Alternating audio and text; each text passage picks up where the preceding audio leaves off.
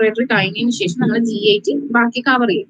അപ്പൊ ഇപ്പൊ കാണുന്നുണ്ടല്ലോ ലാരിങ്സ്, ട്രക്കിയ, പ്രിൻസിപ്പൽ ബ്രോങ്കെ, അതായത് പ്രൈമറി, സെക്കൻഡറി ബ്രോങ്കെ, ടെർഷ്യറി ബ്രോങ്കെ, ബ്രോങ്കിയോൾസ്. ഇതാണ് ആ ഒരു റെസ്പിറേറ്ററി സിസ്റ്റത്തിന്റെ ആ ഒരു പാർട്സ് എന്ന് പറയുന്നത്. ബ്രോങ്കിയോൾസ് പിന്നെ ആൽവിയോളയിലോട്ടാണ് പോകുന്നത്. നമുക്കത് അറിയാവുന്ന കാര്യങ്ങളൊക്കെ തന്നെ. ഇനി ഇതിനകത്ത് കൂടുതലായിട്ട് ചോദിക്കുന്നതെന്ന് വെച്ചാൽ റെസ്പിറേറ്ററി മ്യൂക്കോസ എന്തുകൊണ്ടാണ് കവർ ചെയ്തിരിക്കുന്നതെന്ന്. ബേസിക് ആയിട്ടുള്ള കാര്യങ്ങൾ. Pseudo stratified ciliated columnar epithelium ആണ്. ഇത് സ്കാറ്റേർഡ് ഗോബ്ലറ്റ് സെൽസും കൂടെ കാണും. അപ്പം റെസ്പിറേറ്ററി മ്യൂക്കോസയുടെ കവറിംഗ് MCQ ചോദിക്കുന്നതാണ്. Pseudo stratified ciliated columnar epithelium ആണെന്ന് ആൻസർ ചെയ്യാം. ഞാൻ റെഡിങ് ഒന്നും മാർക്ക് ചെയ്തിട്ടില്ല എന്ന് വിചാരിച്ച് ഇത് ഇമ്പോർട്ടന്റ് അല്ല എന്നൊന്നും വിചാരിക്കരുത്. ഇതിനകത്തുള്ള ഓരോ പോയിന്റ്സും MCQ മുന്നേ ചോദിച്ചിട്ടുള്ള കാര്യങ്ങളാണ് കേട്ടോ. അതുപോലെ ഇതിനകത്തുള്ള ഇതിനകത്ത് സെൽസ് എന്ന് പറയുന്നത് സെറസ് സെൽസും ഉണ്ട്, മ്യൂക്കസ് സെൽസും ഉണ്ട്. അറിയാലോ, നമുക്ക് അഫക്റ്റഡും കാര്യങ്ങളൊക്കെ വരുന്നുണ്ട്. അതുപോലെ സെറസ് ഡിസ്ചാർജും വരുന്നുണ്ട്. സെറസ് സെൽസും മ്യൂക്കസ് സെൽസും ഉണ്ട് എന്ന് ആലോചിക്കുക. ഇനിയുള്ളതെന്ന് വെച്ചാൽ റെസ്പിറേറ്ററി സെന്റർ. ഇതും MCQയിൽ കണ്ടിട്ടുള്ള ക്വസ്റ്റ്യൻ ആണ്. ഇൻസ്പിറേറ്ററി സെന്റർ ഏതാണ്, എക്സ്പിറേറ്ററി സെന്റർ ഏതാണ്? രണ്ടും വ്യത്യാസമുണ്ട്. ഇൻസ്പിറേറ്ററി സെന്റർ എന്ന് പറയുന്നത് ഡോർസൽ ഗ്രൂപ്പ് ഓഫ് ന്യൂറോൺസ്. അത് നിയർ ട്രാക്ടസ് ഓൾറ്റാരിസ് ന്യൂക്ലിയസിന്റെ അടുത്താണ് ഉള്ളത്. എക്സ്പിറേറ്ററി സെന്റർ എന്ന് പറയുന്നത് വെൻട്രൽ ഗ്രൂപ്പ് ആണ് ന്യൂറോൺസിൻ്റെത്. സിറ്റുവേറ്റ് ചെയ്യുന്നത് വെൻട്രൽ പാർട്ട് ഓഫ് മെഡുലയാണ്. അപ്പം EV അതായത് വെക്സ് എന്ന് ആലോചിക്കുക, എക്സ്പിറേഷൻ, ഇൻസ്പിറേറ്ററി ID എന്നും ആലോചിക്കാം. ഇനി സൈനോസിസിന്റെ അറിയാലോ, സൈനോസിസ് എന്ന് പറഞ്ഞാൽ എന്താന്നുള്ളത്. എപ്പോഴാണ് സൈനോസിസ് ഡിറ്റക്റ്റഡ് ആവുന്നതെന്ന് ഇതും MCQ ചോദിക്കുന്നതാണ്. When arterial oxygen saturation falls below 75%. അതായത് 75% താഴെ വരുമ്പോഴാണ് സൈനോസിസ് ഡിറ്റക്റ്റഡ് ആവുന്നത്. അതായത് ഒരു 78 ഒരു 80% ഉണ്ടെങ്കിലൊന്നും സൈനോസിസ് ഡിറ്റക്റ്റഡ് ആവത്തില്ല. അപ്പം ഓക്സിജൻ സാച്ചുറേഷൻ നമ്മൾ എപ്പോഴും പൾസ് ഓക്സിമീറ്ററിൽ നോക്കുന്നുണ്ട് അല്ലെ. ഓക്സിജൻ സാച്ചുറേഷൻ അങ്ങനെ നോക്കുമ്പോഴത്തേക്കും നമുക്ക് സൈനോസിസ് ആവാറില്ലല്ലോ. ഒരു 80% ഉള്ളവരൊന്നും സൈനോസിസ് ആവാറില്ല. പക്ഷേ എന്തുകൊണ്ടാവാത്തതെന്ന് വെച്ചാൽ അത് 75% താഴെ ആവുമ്പോൾ മാത്രമേ സൈനോസിസ് വരുന്നുള്ളൂ. അപ്പൊ അത് ആലോചിക്കുക. അത് എക്സാമിന് ചോദിച്ചതാ. Corresponding to partial oxygen of 40 mmHg. Okay, അപ്പം 250 ml ഓഫ് ഓക്സിജൻ ആണ്. അപ്പൊ അത് ആലോചിക്കണം കേട്ടോ. 75% താഴെ ആവുമ്പോൾ മാത്രമേ നമ്മൾ സൈനോസിസ് ആവത്തുള്ളൂ. പ്രാക്ടിക്കലി നിങ്ങൾക്ക് അല്ലാതെയും നിങ്ങൾ പേഷ്യന്റിനെ നോക്കുമ്പോൾ അവരെന്തുകൊണ്ട് ഓക്സിജൻ കുറവാണ് സൈനോസിസ് ആവുന്നില്ല, അവർക്ക് 75% താഴെ ആയിരിക്കത്തില്ല അവരുടെ ഓക്സിജൻ. അപ്പൊ അത് ആലോചിക്കുക കേട്ടോ. പിന്നെ 250 ml of oxygen enter the body per minute and 200, അതും എക്സാമിന് ചോദിക്കുന്നതാണ്. എത്ര നമ്മുടെ ഓക്സിജൻ ആണ് നമ്മുടെ ബോഡിയിൽ പെർ മിനിറ്റ് എൻ്റർ ചെയ്യുന്നത്. ഈ ഫിസിയോളജിക്കലിനകത്ത് എല്ലാം നോർമൽ ഫങ്ഷൻസ്, നോർമൽ മെഷർമെന്റ്സ്, അതുപോലെ തന്നെ ഇങ്ങനത്തുള്ള ബോഡി ഫ്ലൂയിഡ്സ് എത്ര, അങ്ങനത്തുള്ള സംഭവങ്ങളൊക്കെയാണ് കൂടുതൽ എക്സാമിന് ചോദിക്കാറുള്ളത്. അത് നമുക്ക് ഇമ്പോർട്ടന്റും ആണ് കേട്ടോ. അപ്പൊ എത്ര ഓക്സിജൻ ആണ് നമ്മുടെ ബോഡിയിൽ പെർ മിനിറ്റ് ഉള്ളതെന്ന് വെച്ചാൽ 250 ml ഓക്സിജൻ ആണ് എൻ്റർ ചെയ്യുന്നത്. എത്ര കാർബൺ ഡൈ ഓക്സൈഡ് ആണ് എക്സ്ട്രേറ്റ് ചെയ്യുന്നതെന്ന് ചോദിച്ചാൽ 200 ml ആണ്. അപ്പൊ നമ്മൾ ചോദിക്കട്ടെ, നമ്മളെ സ്റ്റോക്ക് വോളിയം എത്രയായിരുന്നു?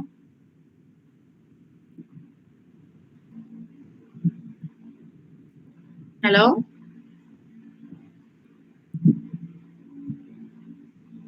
ആരും ഇല്ലേ? സ്ട്രോക്ക് വോളിയം ഓർമ്മയില്ല. സ്ട്രോക്ക് വോളിയം എന്ന് പറഞ്ഞാൽ എന്തുവായിരുന്നു? ഒരു ബീറ്റില്, അതായത് നമ്മള് ശരിക്കും കാർഡിയാക് ഔട്ട്പുട്ട്, കാർഡിയാക് വോളിയം എന്നൊക്കെ പറയുമ്പോഴത്തേക്കും നമുക്ക് അറിയാം അല്ലേ, ഒരു മിനിറ്റിൽ നമുക്ക് ഹാർട്ട് ഇടിക്കുന്ന 72 മിനിറ്റ് ആണ്. ആ സമയത്ത് കിട്ടുന്നതാണ് കാർഡിയാക് ഔട്ട്പുട്ട്. അതെത്രയുണ്ട്? അതെത്രയാണ്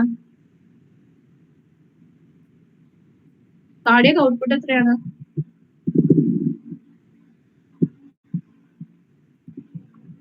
എത്രയാണ് പറഞ്ഞോ? 5 ലിറ്റർ അല്ലേ? നമുക്ക് എത്രയാണ് നമ്മുടെ കാർഡിയാക് ഔട്ട്പുട്ട് എന്ന് പറയുന്നത്? 5 ലിറ്റർ ആണ്. ഏകദേശം 5000 ml ആണ് നമുക്ക് വരുന്നത്. അപ്പം സ്റ്റോക്ക് വോളിയം എന്ന് പറഞ്ഞാല് എന്താ? സ്റ്റോക്ക് വോളിയം എന്ന് പറഞ്ഞാൽ ഒരു ബീറ്റില് എത്ര വോളിയം ഉണ്ട് നമ്മൾ നോക്കുന്നതെന്ന് വെച്ചാൽ ഒരു മിനിറ്റിൽ എത്ര വോളിയം ഉണ്ട് കാർഡിയാക് ഔട്ട്പുട്ട് കിട്ടുന്നത്. അത് നമ്മൾ ഹാർട്ട് ഒന്ന് ബീറ്റ് ചെയ്യുന്നു, അപ്പൊ എത്ര വോളിയം ഉണ്ട്, അതാണ് സ്റ്റോക്ക് വോളിയം എന്ന് പറയുന്നത്. അപ്പം ഒരു ബീറ്റിൽ എത്രയാണെന്നുള്ളതാണ് സ്റ്റോക്ക് വോളിയം. അത് 70 ml ആണ് കേട്ടോ. 70 ml ആണ്, ആലോചിച്ച് വെച്ചേക്കാം. അപ്പൊ 70 ml ആലോചിക്കുക. 5000 ml ആണ് നമ്മുടെ കാർഡിയാക് ഔട്ട്പുട്ട് എന്ന് ആലോചിക്കുക. എങ്ങനെ കിട്ടി കാണും 5000 ml? ഈ 70 ഇൻറ്റു എത്ര ഹാർട്ട് ബീറ്റ് ഉണ്ട് നമുക്ക് ഒരു മിനിറ്റിൽ? ഒരു മിനിറ്റിൽ എത്ര ബീറ്റ് ഉണ്ടാവും?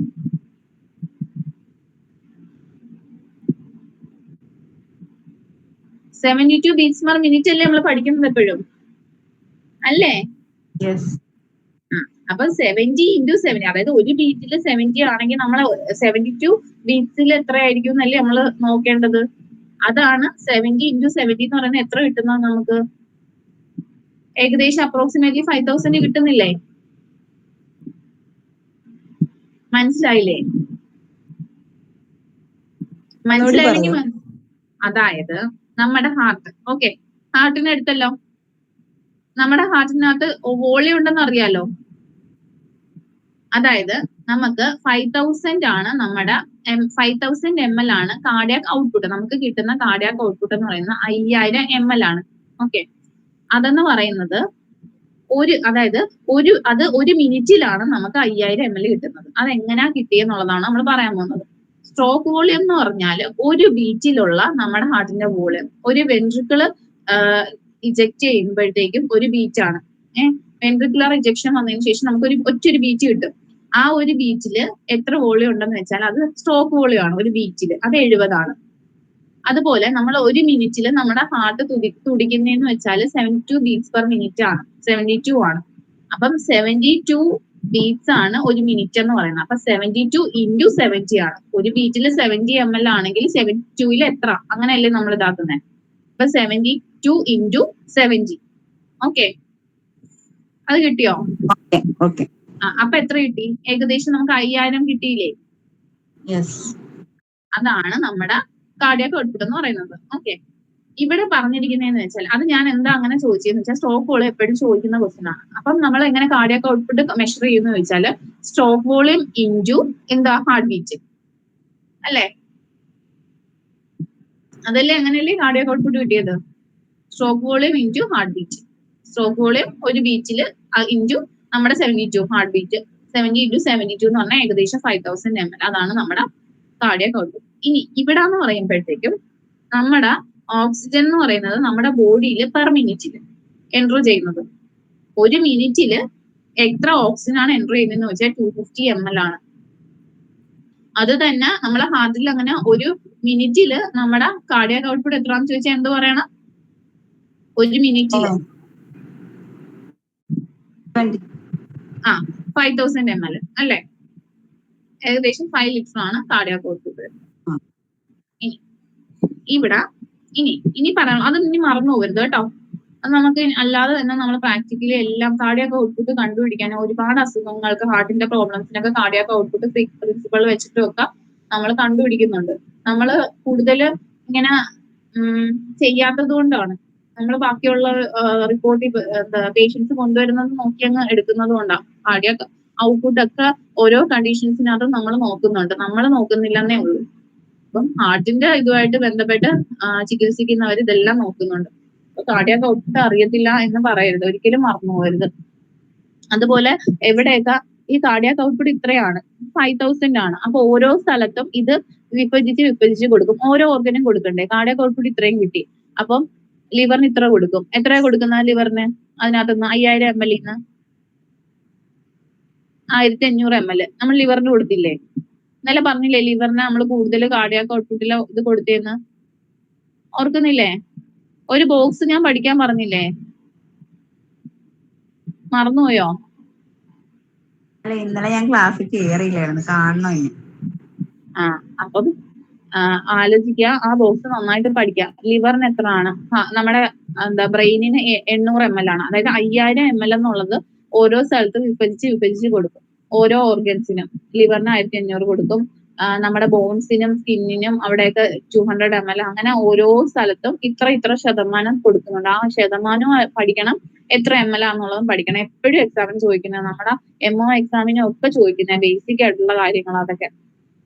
അത് അറിഞ്ഞിരുന്നാലേ നമുക്ക് എത്രത്തോളം അളവ് കാർഡിയാക് ഔട്ട്പുട്ട് കുറയുന്നു, അപ്പൊ അതിനനുസരിച്ച് ഓരോ ഓർഗൻസിനും കിട്ടാതെ വരുന്നുണ്ട്. അപ്പം അതിന്റെ നോർമൽ വാല്യൂ അറിയാമെങ്കിലല്ലേ നമുക്ക് അതിന്റെ അബ്നോർമൽ കണ്ടുപിടിക്കാൻ പറ്റുള്ളൂ.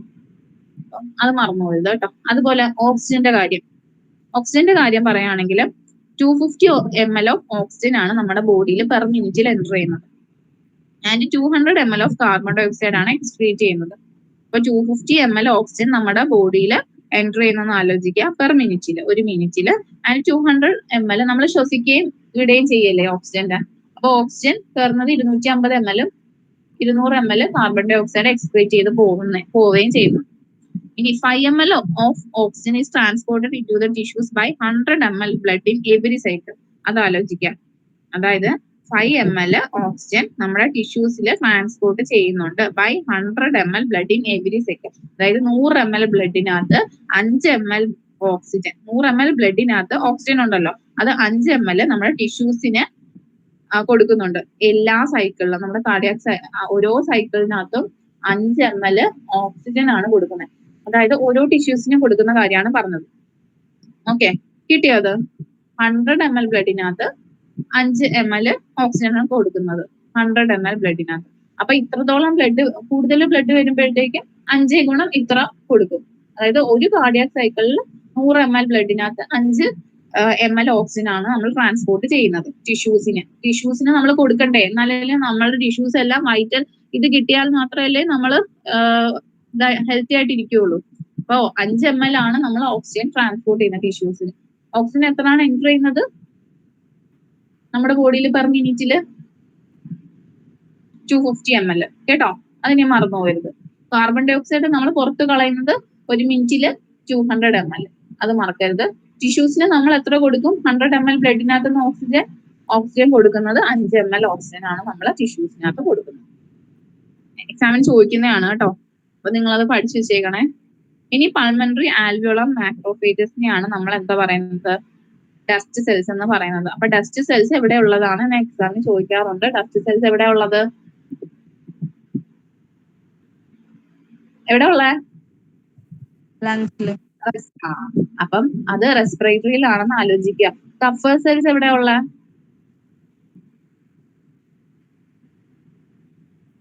കഫർ സെൽസ് ലിവറില്. അപ്പൊ നിങ്ങൾ ഈ സെൽസ് ഒക്കെ പഠിക്കണം കേട്ടോ. നിങ്ങൾ പത്തോളജി പോർഷൻ കഴിഞ്ഞോ? കഴിഞ്ഞോ ഇല്ലയോ? അതോ ഇനി ഇപ്പൊ പത്തോളജിയിൽ ഇനി സെൽസ് ഒക്കെ പഠിപ്പിക്കും കേട്ടോ. അപ്പൊ സെൽസ് ഒക്കെ നന്നായിട്ട് പഠിക്കുക. സെൽസ്, ഓരോ സെൽസും, അതായത് ഇനി ഇൻഫെക്ഷനും അങ്ങനെയൊക്കെ വരുമ്പോഴത്തേക്കും അവിടെ അബ്നോർമൽ സെൽസ് വരും. കഴിഞ്ഞുള്ളായിരുന്നു. എന്തോ കഴിഞ്ഞ? സെൽഡത്തില്ലേ, മറ്റേ ഓക്കെ ഓക്കെ. മൈഗ്രെയിനും ആ പോർഷൻ. ഓക്കെ. അപ്പം സെൽസ് ഏതാണെന്ന് നിങ്ങൾ അറിഞ്ഞു വെച്ചേക്കാം. ഇനി അത് പഠിപ്പിച്ചില്ല എങ്കിൽ പോലും ഓരോ സ്ഥലത്തും ഓരോ സെൽസുകളുണ്ട്. പത്തോളജി ആയിട്ട് കുറെ സെൽസ് ഉണ്ട്. കാരണം മാക്രോഫേജസ് ഓരോ സെൽസും വേറെ. കഫർ സെൽസ് ഇപ്പൊ ലിവറിന്റെ ആണ്, ഇതിപ്പോ ഡസ്റ്റ് സെൽസ് ഇവിടെയാണ്. ഇനിയും കുറെ സെൽസ് ഉണ്ട്. അപ്പം സെൽസ് ചോദിക്കുന്ന കുറെ സെൽസ് ഉണ്ട്. അപ്പം അതൊക്കെ നിങ്ങൾ പഠിച്ചിട്ടേക്കും. ഒരുമിച്ച് എഴുതി വെച്ച് പഠിക്കണം കേട്ടോ. നമ്മുടെ CNS-നകത്തുള്ള ഇതിന്റെ കാര്യങ്ങളൊക്കെ ഓർമ്മയുണ്ടോ? എന്തെങ്കിലും ഒരു സെൽസിന്റെ ഓർമ്മയുണ്ടോ നിങ്ങൾക്ക്?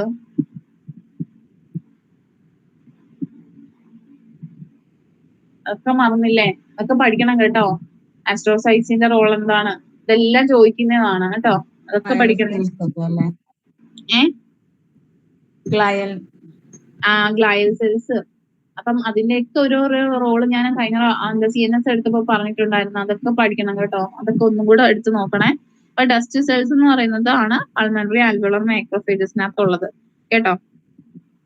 ഇനി size and strength of respiratory muscle is 30 to 40% above normal in athletes, whereas it is 20 to 30. The reason and assertion ചോദിക്കാൻ പറ്റിയ ക്വസ്റ്റ്യൻ ആണ് കേട്ടോ. അതായത് സൈസ് ആൻഡ് സ്ട്രെങ്ത് റെസ്പിറേറ്ററി മസിലിന്റെ ഈസ് 30 to 40% above നോർമൽ ആയിരിക്കും. അതായത് 30-40% കൂടുതൽ, നോർമലിനെക്കാളും കൂടുതലായിരിക്കും അത്ലറ്റ്സിന്. whereas it is 20 to 30% less in physically weak people. Weak ആയിട്ടുള്ളവർക്ക് അത് അതുപോലെ തന്നെ കുറവായിരിക്കും. 20-30% കുറവായിരിക്കും. 30 മുതൽ 40% കൂടുതലായിരിക്കും അത്ലറ്റ്സിന്റെ കാര്യത്തില്. 7% എടുത്തിട്ടിട്ട് ഇത് കറക്റ്റ് ആണോ എന്ന് നിങ്ങൾക്ക് ക്വസ്റ്റ്യൻ ചോദിക്കാം കേട്ടോ. ഫിസിയോളജി മിക്കത് റീസൺ അസോഷൻ ക്വസ്റ്റ്യൻ ചോദിക്കാനൊക്കെ ഉള്ള ചാൻസ് കൂടുതലാട്ടോ. There are about 300 million alveoli നമ്മൾ പറഞ്ഞിട്ടുണ്ടായിരുന്നു. ആൽവിയോൾ എത്ര, ന്യൂറോൺസ് എത്ര, നെഫ്രോൺസ് എത്ര, അതൊക്കെ ഒരുമിച്ച് പഠിക്കണം എന്നുള്ളത്. അപ്പം 300 million ആൽവിയോളെയാണ്, അത് മറന്നു പോകരുത്. എത്രയുണ്ട് നമ്മുടെ ന്യൂറോൺസ്?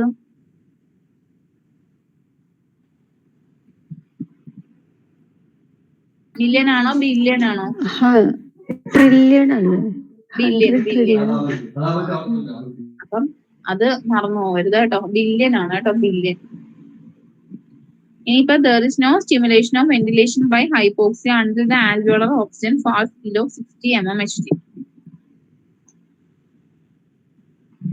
അതായത് 60 mmHg താഴെ വരുന്നത് വരെ alveolar oxygen ventilation by hypoxia ഉണ്ടാവാൻ പോകുന്നില്ല. there is no stimulation of ventilation by hypoxia until the alveolar oxygen അത്രയും ഫാള് ചെയ്യണം, 60 mmHg താഴെ വരണം. അപ്പം നമ്മള് സൈനോസിന്റെ കാര്യം എന്തായിരുന്നു പറഞ്ഞത്? എത്ര വരണം? സൈനോസ് ആവണമെങ്കിൽ എത്ര ഓക്സിജൻ സാച്ചുറേഷൻ വരണം? 75 75%. ഇനിയിപ്പം 63% carbon dioxide is transmitted.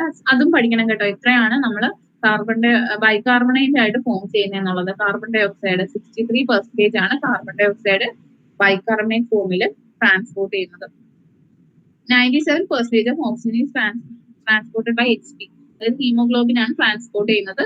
Rest 3% is in dissolved stage in the water of the plasma and cells. അപ്പൊ പ്ലാസ്മയുടെയും സെൽസിന്റെയും വാട്ടറിൽ ഡിസോൾവ് സ്റ്റേറ്റിലായിരിക്കും 3% പോകുന്നത്. ഇതൊക്കെ റീസൺ അസോസിയേഷൻ ചോദിച്ചിട്ടുള്ള ക്വസ്റ്റ്യൻ ആണ് കേട്ടോ. ബേസിക് ആണ്, പക്ഷെ എന്നാലും റീസൺ അസോസിയേഷനിൽ വരുന്നതാണ്. ഇങ്ങനെ ആണെന്ന് പറയുമ്പോൾ നമുക്ക് അറിഞ്ഞൂടെങ്കിൽ നമ്മൾ അയ്യോ അത് അങ്ങനെ ആയിരുന്നോ എന്ന് നമ്മൾ ഇതാക്കും. അപ്പൊ ഇതറിയാമെങ്കിൽ നമുക്ക് അതിനകത്തുള്ള ഇല്ലാത്ത ഒരു കാര്യം എന്താണെന്ന് അറിയാൻ പറ്റും. അപ്പം 63% ആണ് കാർബൺ ഡൈ ഓക്സൈഡ് ബൈകാർബണേറ്റ് ഫോമിൽ പോകുന്നതെന്ന് ആലോചിക്കാം. 50% ഒന്നും അല്ല, 63%. ഇനി 97% ഓക്സിജൻ ആണ് HP ട്രാൻസ്പോർട്ട് ചെയ്യുന്ന.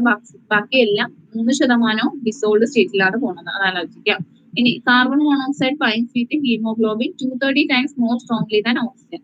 അത് ആലോചിക്കാം. നമുക്കറിയാലോ ഹീമോഗ്ലോബിൻ കാർബൺ മോണോക്സൈഡ് കയറി കഴിഞ്ഞാൽ അതായത് 230 times മോർ സ്ട്രോങ്ലി ആയിരിക്കും ബൈൻഡ് ചെയ്യുന്നത് ഹീമോഗ്ലോബിനുമായിട്ട് ഓക്സിജനെക്കാളും. ഇപ്പം കാർബൺ മോണോക്സൈഡ് ഒക്കെ പോസിറ്റീവ് ആയി കഴിഞ്ഞാൽ അവിടെ ഹീമോഗ്ലോബിൻ ബൈൻഡ് ചെയ്യുന്നത് കാർബൺ മോണോക്സൈഡുമായിട്ടായിരിക്കും ഓക്സിജനെക്കാളും. അത് ആലോചിക്കുക. അതും എക്സാമിന് ചോദിച്ചിട്ടുള്ളതാ. മോസ്റ്റ് പൊട്ടന്റ് റെസ്പിറേറ്ററി സ്റ്റിമുലന്റ് എന്ന് പറയുന്നത് കാർബൺ ഡൈ ഓക്സൈഡ് ആണ്. അതും മറന്നു പോകരുത്. മോസ്റ്റ് പൊട്ടന്റ് ആയിട്ടുള്ള റെസ്പിറേഷൻ സ്റ്റിമുലേറ്റ് ചെയ്യാൻ പറ്റിയത് കാർബൺ ഡൈ ഓക്സൈഡിന് തന്നെയാണ്. അപ്പം അതും ആലോചിച്ച് വെച്ചേക്കാം. അപ്പൊ എന്താ നമ്മളിപ്പോ പറഞ്ഞു വന്നത് കുറച്ച് ഫങ്ഷൻസും കാര്യങ്ങളുമാണ്. അത് കാർബൺ ഡൈ ഓക്സൈഡ് എത്ര, ഓക്സിജൻ എത്രയാണ് ടിഷ്യൂസിന് കൊടുക്കുന്നത്, അങ്ങനത്തെ കുറച്ച് കാര്യങ്ങൾ. അതായത് റെസ്പിറേറ്ററി സെന്റർ എവിടെയാണ്, അത് എക്സ്പ്രഷൻ എന്ന് പറയുന്നത് dorsal group of neurons ID എന്ന് ആലോചിക്കുക, വെക്സ് എന്ന് ആലോചിക്കുക. എക്സ്പ്രഷൻ എന്ന് പറയുന്നത് വെൻട്രൽ ഗ്രൂപ്പിലാണ്. സൈനോസിസ് എന്ന് പറയുന്നത് 75% കുറയുമ്പോഴാണ്, അതായത് സാച്ചുറേഷൻ ഫാൾ ചെയ്യുമ്പോഴാണ് സൈനോസിസ് ആവുന്നതെന്ന് ആലോചിക്കാം. ഇനി 250 ml ഓഫ് ഓക്സിജൻ ആണ് നമ്മുടെ ബോഡിയിൽ പെർ മിനിറ്റ് എൻ്റർ ചെയ്യുന്നതും 200 ml എക്സ്ക്രീറ്റ് ചെയ്യുന്നത്. അപ്പൊ നമ്മുടെ 70 ml ആണ് സ്റ്റോപ്പ് വോളിയം, ഹാർട്ടിന്റെ വോളിയം എന്നുള്ള കാര്യം ആലോചിക്കുക. ഇനി 5 ml ആണ് നമ്മുടെ ഓക്സിജൻ ടിഷ്യൂസിൽ ട്രാൻസ്പോർട്ട് ചെയ്യുന്നത്. അതായത് 100 ml ബ്ലഡ് ഉണ്ടെങ്കിൽ അതിനകത്ത് 5 ml ഓക്സിജൻ ആണ് ട്രാൻസ്പോർട്ട് ചെയ്യുന്നത് ടിഷ്യൂസിന്. ഇനി ഡസ്റ്റ് സെൽസ് ആണ് നമ്മുടെ പൾമണറി ആൽവിയോളർ മാക്രോഫേജസ് എന്ന് പറയുന്നത്. ഇനി പറയുന്നതെന്ന് വെച്ചാൽ അത്ലറ്റ്സിന് റെസ്പിറേറ്ററി മസിൽസിന്റെ സൈസും സ്ട്രെങ്ത് 30 മുതൽ 40% എബോവ് ആണെന്ന്, ഫിസിക്കലി വീക്ക് ആയിട്ടുള്ളവർക്ക് 20-40-30% കുറവാണെന്നും ആലോചിക്കുക. ഈ 300 മില്യൺ ആൽവിയോളയാണ് നമ്മുടെ ഹ്യൂമൻ ബോഡിയിലുള്ളതെന്ന് ആലോചിക്കുക.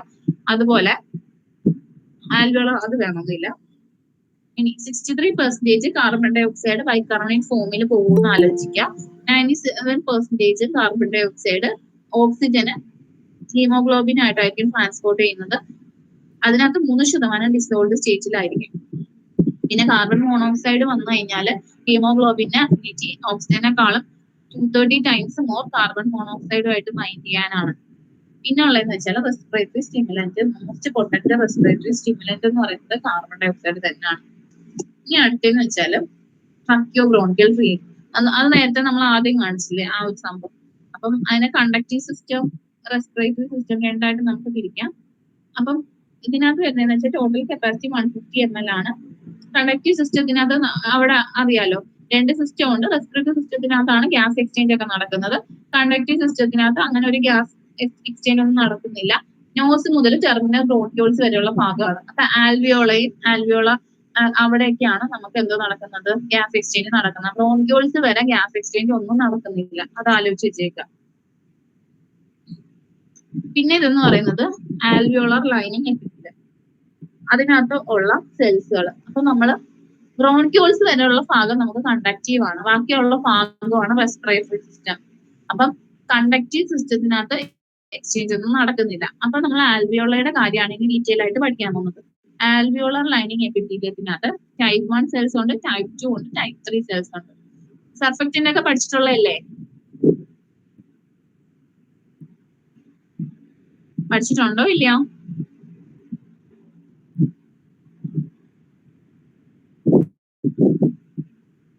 ഹലോ, ആരും ഇല്ലേ?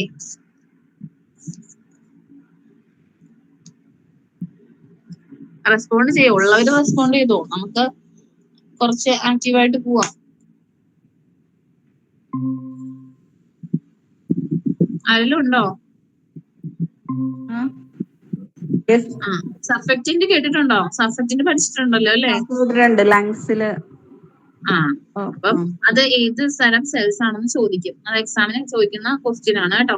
അപ്പം നമ്മുടെ ലങ്സില്, അതായത് ആൽവിയോളർ ലൈനിങ് എപ്പിത്തീലിയത്തിനകത്ത് 3 തരം സെൽസ് ഉണ്ട്. അതിനകത്ത് ടൈപ്പ് 2 സെൽസ് ആണ് സർഫക്റ്റന്റ് സെക്രീറ്റ് ചെയ്യുന്നത് കേട്ടോ.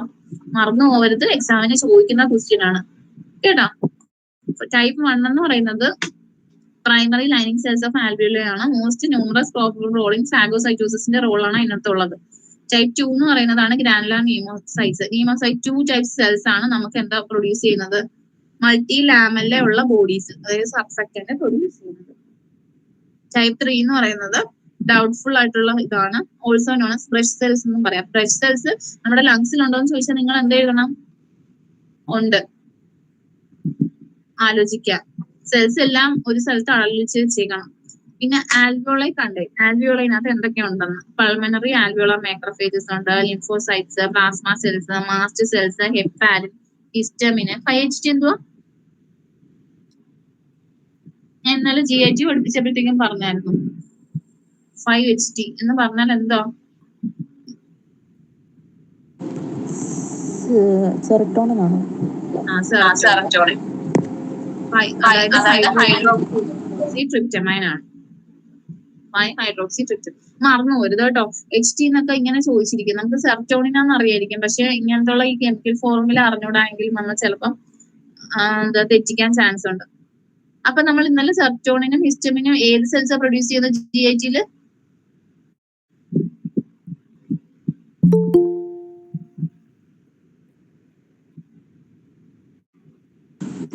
ECL. ECL സെൽസ് എന്താ പ്രൊഡ്യൂസ് ചെയ്യുന്നത്? ECL ആണോ EC സെൽസ് ആണോ? എൻഡ്രോക്രോമാഫിൻ സെൽസ് ഉണ്ട്, എൻഡ്രോക്രോമാഫിൻ ലൈക്ക് സെൽസും ഉണ്ട്. EC cell. EC സെൽസ് ആണ് പ്രൊഡ്യൂസ് ചെയ്യുന്നത്. ECL സെൽസ് എന്താ പ്രൊഡ്യൂസ് ചെയ്യുന്നത്? ഹിസ്റ്റമിൻ ആണ് കേട്ടോ. അപ്പം ഹിസ്റ്റമിനും സെറട്ടോണിനും ആൽവിയോളയ്ക്കകത്തും ഉണ്ട് കേട്ടോ. അപ്പൊ GITയിലും ഉണ്ട്, ആൽവിയോളയ്ക്കകത്തും ഉണ്ട്. ഇനി ആൽവിയോളെ കണ്ടല്ലോ. അപ്പം അതിനകത്ത് ടൈപ്പ് 1 നീമോസൈറ്റ്സും ടൈപ്പ് 2 നീമോസൈറ്റ്സും അങ്ങനെയാണ് ഇരിക്കുന്നത്. പിന്നെ ബ്രഷ് സെൽസും ഉണ്ട്. ഇനി നമുക്ക് സർഫക്റ്റന്റിനെ കുറിച്ച് കുറെ കാര്യങ്ങൾ എക്സാമിന് ചോദിക്കാനുള്ള ചാൻസ് കൂടുതലാണ്. രണ്ട് വർഷത്തിന് മുന്നേ ഉള്ള ക്വസ്റ്റ്യൻ പേപ്പേഴ്സിനകത്തൊക്കെ കാണാം സർഫക്റ്റന്റിനെ പറ്റി. സർഫസ് ടെൻഷൻ റെഡ്യൂസ് ചെയ്യുന്നതാണെന്ന് അറിയാം. പിന്നെ ഇതിന്റെ സിന്തസിസ് ഇമ്പോർട്ടന്റ് ആണ് കേട്ടോ. എംബ്രയോളജിയിൽ പഠിക്കാനുള്ളതാണ്. സർഫക്റ്റന്റ് എപ്പോഴാണ് സ്റ്റാർട്ട് ചെയ്യുന്നത് സിന്തസിസ് ചെയ്യാൻ? 20 വീക്സ് ആണ് അത് സ്റ്റാർട്ട് ചെയ്യുന്നത്. ഏകദേശം 5 മാസമൊക്കെ ഗസ്റ്റേഷൻ പീരീഡിലാണ് സർഫക്റ്റന്റ് ലങ്സിൽ സ്റ്റാർട്ട് ചെയ്യുന്നത് കുഞ്ഞുങ്ങളുടെ. ആൻഡ് പീക്ക് സെറ്റ് അത് പിന്നെ 35 വീക്സ് ആകുമ്പോഴത്തേക്കും ഫീച്ചേഴ്സിന് പീക്ക് ചെയ്യും. അപ്പം ആലോചിക്കുക, 35 വീക്സിൽ സർഫക്റ്റൻ പീക്ക് ലെവലിൽ എന്തായാലും സർഫക്റ്റൻ ഉണ്ടായിരിക്കും 35 വീക്സിൽ. അത് ആലോചിക്കുക, അത് എക്സാമിന് ചോദിക്കുന്ന ക്വസ്റ്റ്യൻ ആണ്. സർഫക്റ്റൻ അത് പറഞ്ഞല്ലോ, ടൈപ്പ് 2 നീമോസൈറ്റ്സ് ആണ്, അതായത് ഗ്രാനുലാർ സെൽസ് ആണ് സർഫക്റ്റൻ എന്ന് പറയുന്നത്. അപ്പൊ അതും മറന്നു പോകരുത്. പിന്നെ it is A mixture of phospholipids, അതായത് ഫോസ്ഫോലിപ്പിഡിന്റെ മിക്സ്ചർ ആണ് ഇതെന്ന് പറയുന്നത്. മെയിൻലി ഡൈ പാൽമിറ്റോയിൽ ഫോസ്ഫറ്റൈൽ കോളൈൻ, അതായത് DPPC, അതിന്റെയും ലിപ്പിഡ്സും പ്രോട്ടീൻസും കാർബോഹൈഡ്രേറ്റ്സും എല്ലാം ചേരുന്നതാണ് സർഫക്റ്റൻ. അതിന്റെ മിക്സ്ചർ ആണ്. അപ്പൊ ഫോസ്ഫോലിപ്പിഡ്സിന്റെ മിക്സ്ചർ ആണ് സർഫക്റ്റൻ എന്ന് ആലോചിക്കുക. അതിനകത്ത് ഏത് ഫോസ്ഫോലിപ്പിഡ് ആണ് എന്ന് ചോദിച്ചാൽ ഡൈ പാൽമോറ്റൈൽ ഫോസ്ഫറ്റിഡൈൽ കോളൈൻ. അപ്പൊ മെയിൻലി ഡൈ പാൽമോറ്റൈൽ, അത് ഓർത്ത് വെക്കുക. നമ്മുടെ ബയോകെമിസ്ട്രിയിൽ ചോദിക്കുന്ന ക്വസ്റ്റ്യൻ ആണ്. സർഫക്റ്റന്റ് എന്തായാലും ഒരു ക്വസ്റ്റ്യൻ ഉണ്ടെങ്കിൽ ഇതൊക്കെ ചോദിക്കും. അപ്പം ഡൈ പാൽമോറ്റൈൽ ഫോസ്ഫറ്റൈൽ DPPC ആലോചിക്കുക. പിന്നെ അതിന്റെ കൂടെ തന്നെ ലിപ്പിഡ്സ്, പ്രോട്ടീൻസ്, കാർബോഹൈഡ്രേറ്റ്സിന്റെ ഒക്കെ ഒരു മിക്സ്ചറാണ് സർഫക്റ്റന്റ്. അപ്പൊ സർഫക്റ്റന്റ് എന്താണെന്ന് ഒരു ഐഡിയ കിട്ടിയില്ലേ? സർഫക്റ്റന്റ് ഇതെല്ലാം കൂടെ കൂടി ചേരുന്നതാണ്. ഫോസ്ഫോലിപ്പിഡ്സും ലിപ്പിഡ്സും പ്രോട്ടീൻസും കാർബോഹൈഡ്രേറ്റ് ഇതെല്ലാം ചേരുന്ന ഒരു സംഭവമാണ് സെക്രീറ്റ് ചെയ്യുന്ന, അതായത് നമ്മുടെ ഗ്രാനുലാർ സെൽസ് അല്ലെങ്കിൽ നീമോസൈറ്റ്സ് ടു സെക്രീറ്റ് ചെയ്യുന്ന ഒരു സെക്രീറ്ററി പ്രോഡക്റ്റ് ആണ് സർഫക്റ്റന്റ്. ഇത് നമ്മുടെ ലങ്സിൽ ഉണ്ടെങ്കിൽ സർഫസ് ടെൻഷൻ കുറഞ്ഞിരിക്കും. അത് 20 വീക്സിലാണ് സ്റ്റാർട്ടിങ്ങും, അതുപോലെ പീക്ക് 35 വീക്ക് എത്തുമ്പോഴത്തേക്കും അത് സർഫക്റ്റന്റ് പീക്ക് ചെയ്യുകയും ചെയ്യും 35 വീക്സിൽ. പിന്നെ ആൽവിയോളാർ സർഫസ് ടെൻഷൻ കുറയ്ക്കാന്നുള്ളതാണ്. അത് ഇൻക്രീസസ് കംപ്ലയൻസ്. കംപ്ലയൻസ് എന്ന് പറഞ്ഞാൽ ആൽവിയോളാർ കൊളാപ്സ് ഒഴിവാക്കുകയും അത്തലക്കാസിസ് ഒഴിവാക്കുകയും, അത് തന്നെ ആൽവിയോളാർ കൊളാപ്സ് ഒഴിവാക്കും മെയിനായിട്ട് ആൽവിയോളാർ സർഫസ് ടെൻഷൻ കുറച്ചിട്ട്. അങ്ങനെ പൾമണറി എഡിമ. അപ്പം ഈ പൾമണറി എഡിമ ഒക്കെ ഫോം ചെയ്യുന്നവർക്ക് സർഫക്റ്റന്റ് അളവ് കുറവായിരിക്കും. Pulmonary edema, translation of fluid from blood into alveoli. It increases the radius of alveoli and confines of lungs. അപ്പം ഇവിടെ പറയേണ്ടതെന്ന് വെച്ചാൽ സർഫസ് ടെൻഷൻ കംപ്ലൈൻസ് കൂട്ടും എന്നുള്ള കാര്യം ആലോചിക്കുക. ആൽവിയോളയുടെ റേഡിയസ് കൂട്ടും, സർഫസ് ടെൻഷൻ ഒഴിവാക്കും. അങ്ങനെ പൾമണറി എഡിമ അങ്ങനത്തെ സംഭവങ്ങളൊന്നും ഉണ്ടാവത്തില്ല, ആൽവിയോളർ കൊളാപ്സ് ഒന്നും ഉണ്ടാവത്തില്ല. അപ്പൊ അതിന് ഹെൽപ്പ് ചെയ്യുന്നതാണ്. അപ്പം പ്രസന്റ് ആയിരിക്കും സർഫക്റ്റന്റ് ഓൾവേസ് 35 വീക്സ് ഓഫ് ഗസ്റ്റേഷനിൽ പ്രസന്റ് ആയിരിക്കും എന്ന് ആലോചിക്കും. കിട്ടിയോ സർഫക്റ്റന്റിനെ പറ്റി? സർഫക്റ്റന്റ് ഇമ്പോർട്ടന്റ് എന്തുവാ സർഫക്റ്റന്റ്?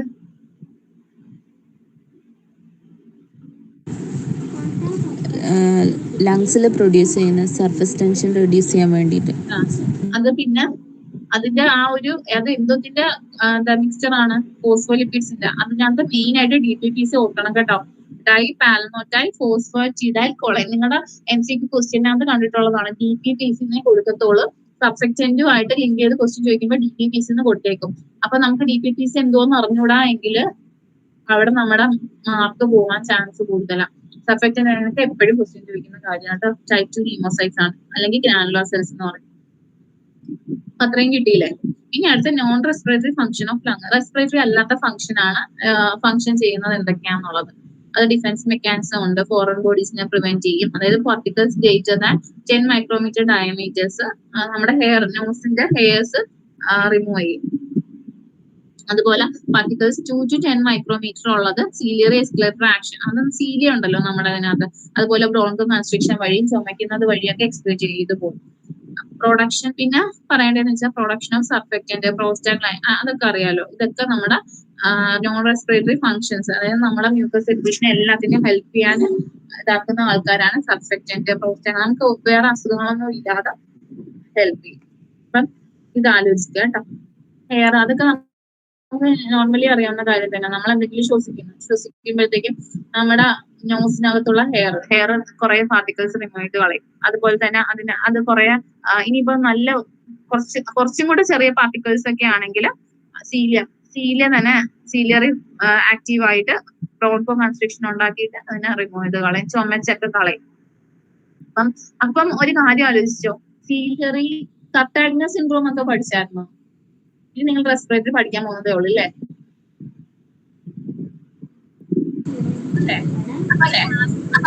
നമ്മളൊക്കെ പഠിക്കുമ്പോഴത്തേക്കും അതിന്റെ കോസസ് ആണ് സീലിയറി മോട്ടിലിറ്റി ഡിസോർഡർ ഒക്കെ. സ്മോക്ക് ചെയ്യുന്നവർക്കൊക്കെ ആ ഒരു സംഭവമൊക്കെ കുറവായിരിക്കും. അങ്ങനെയൊക്കെ ഉള്ളവർക്ക് ശ്വാസമുട്ടലും കാര്യങ്ങളും ഒക്കെ കൂടുതലായിട്ട് വരും. അപ്പൊ ഇങ്ങനെ ആലോചിക്കുക, ഈ ഒരു നമ്മുടെ ബോഡിയിൽ ചെയ്യുന്ന ഡിഫൻസ് മെക്കാനിസം അത് സീലിയ ഇല്ല എങ്കിൽ, മോട്ടിലിറ്റി ഇല്ല എങ്കിൽ ഡിഫൻസ് മെക്കാനിസം നേരവണ്ണം നടക്കത്തില്ല. അപ്പൊ എല്ലാത്തിനും നമ്മുടെ ബോഡിക്കകത്തുള്ള ഓരോ സംഭവത്തിനും ഓരോ റോളുകളുണ്ട്. അപ്പൊ അതിനകത്ത് ഒരെണ്ണത്തിന് ഒരു വ്യതിയാനം വരുമ്പോഴത്തേക്കും നമുക്ക് അസുഖങ്ങൾ ഉണ്ടാവും. ഇനി മെക്കാനിസം ഓഫ് ബ്രീത്തിങ്, അത് ഇമ്പോർട്ടന്റ് ആണ് കേട്ടോ. ഇൻസ്പിറേഷൻ എന്ന് പറയുന്നത് ഒരു ആക്റ്റീവ് പ്രോസസ് ആണ്. എക്സ്പിറേഷൻ എന്ന് പറയുന്നത് ഒരു പാസീവ് പ്രോസസ് ആണ്, അത് നമുക്കറിയാം. ഇനി size of thoracic cavity increases by contraction of muscles. Parietal Flora, visceral Flora, expansion of lung. അപ്പം ഇവിടെ നടക്കുന്നത് എന്താന്ന് വെച്ചാൽ, അതായത് ഇതിനകത്ത് വേണ്ട ഈ സംഭവങ്ങളല്ല, ഇതിനകത്ത് വേണ്ട മെയിൻ ആയിട്ടുള്ള കാര്യം എന്ന് വെച്ചാൽ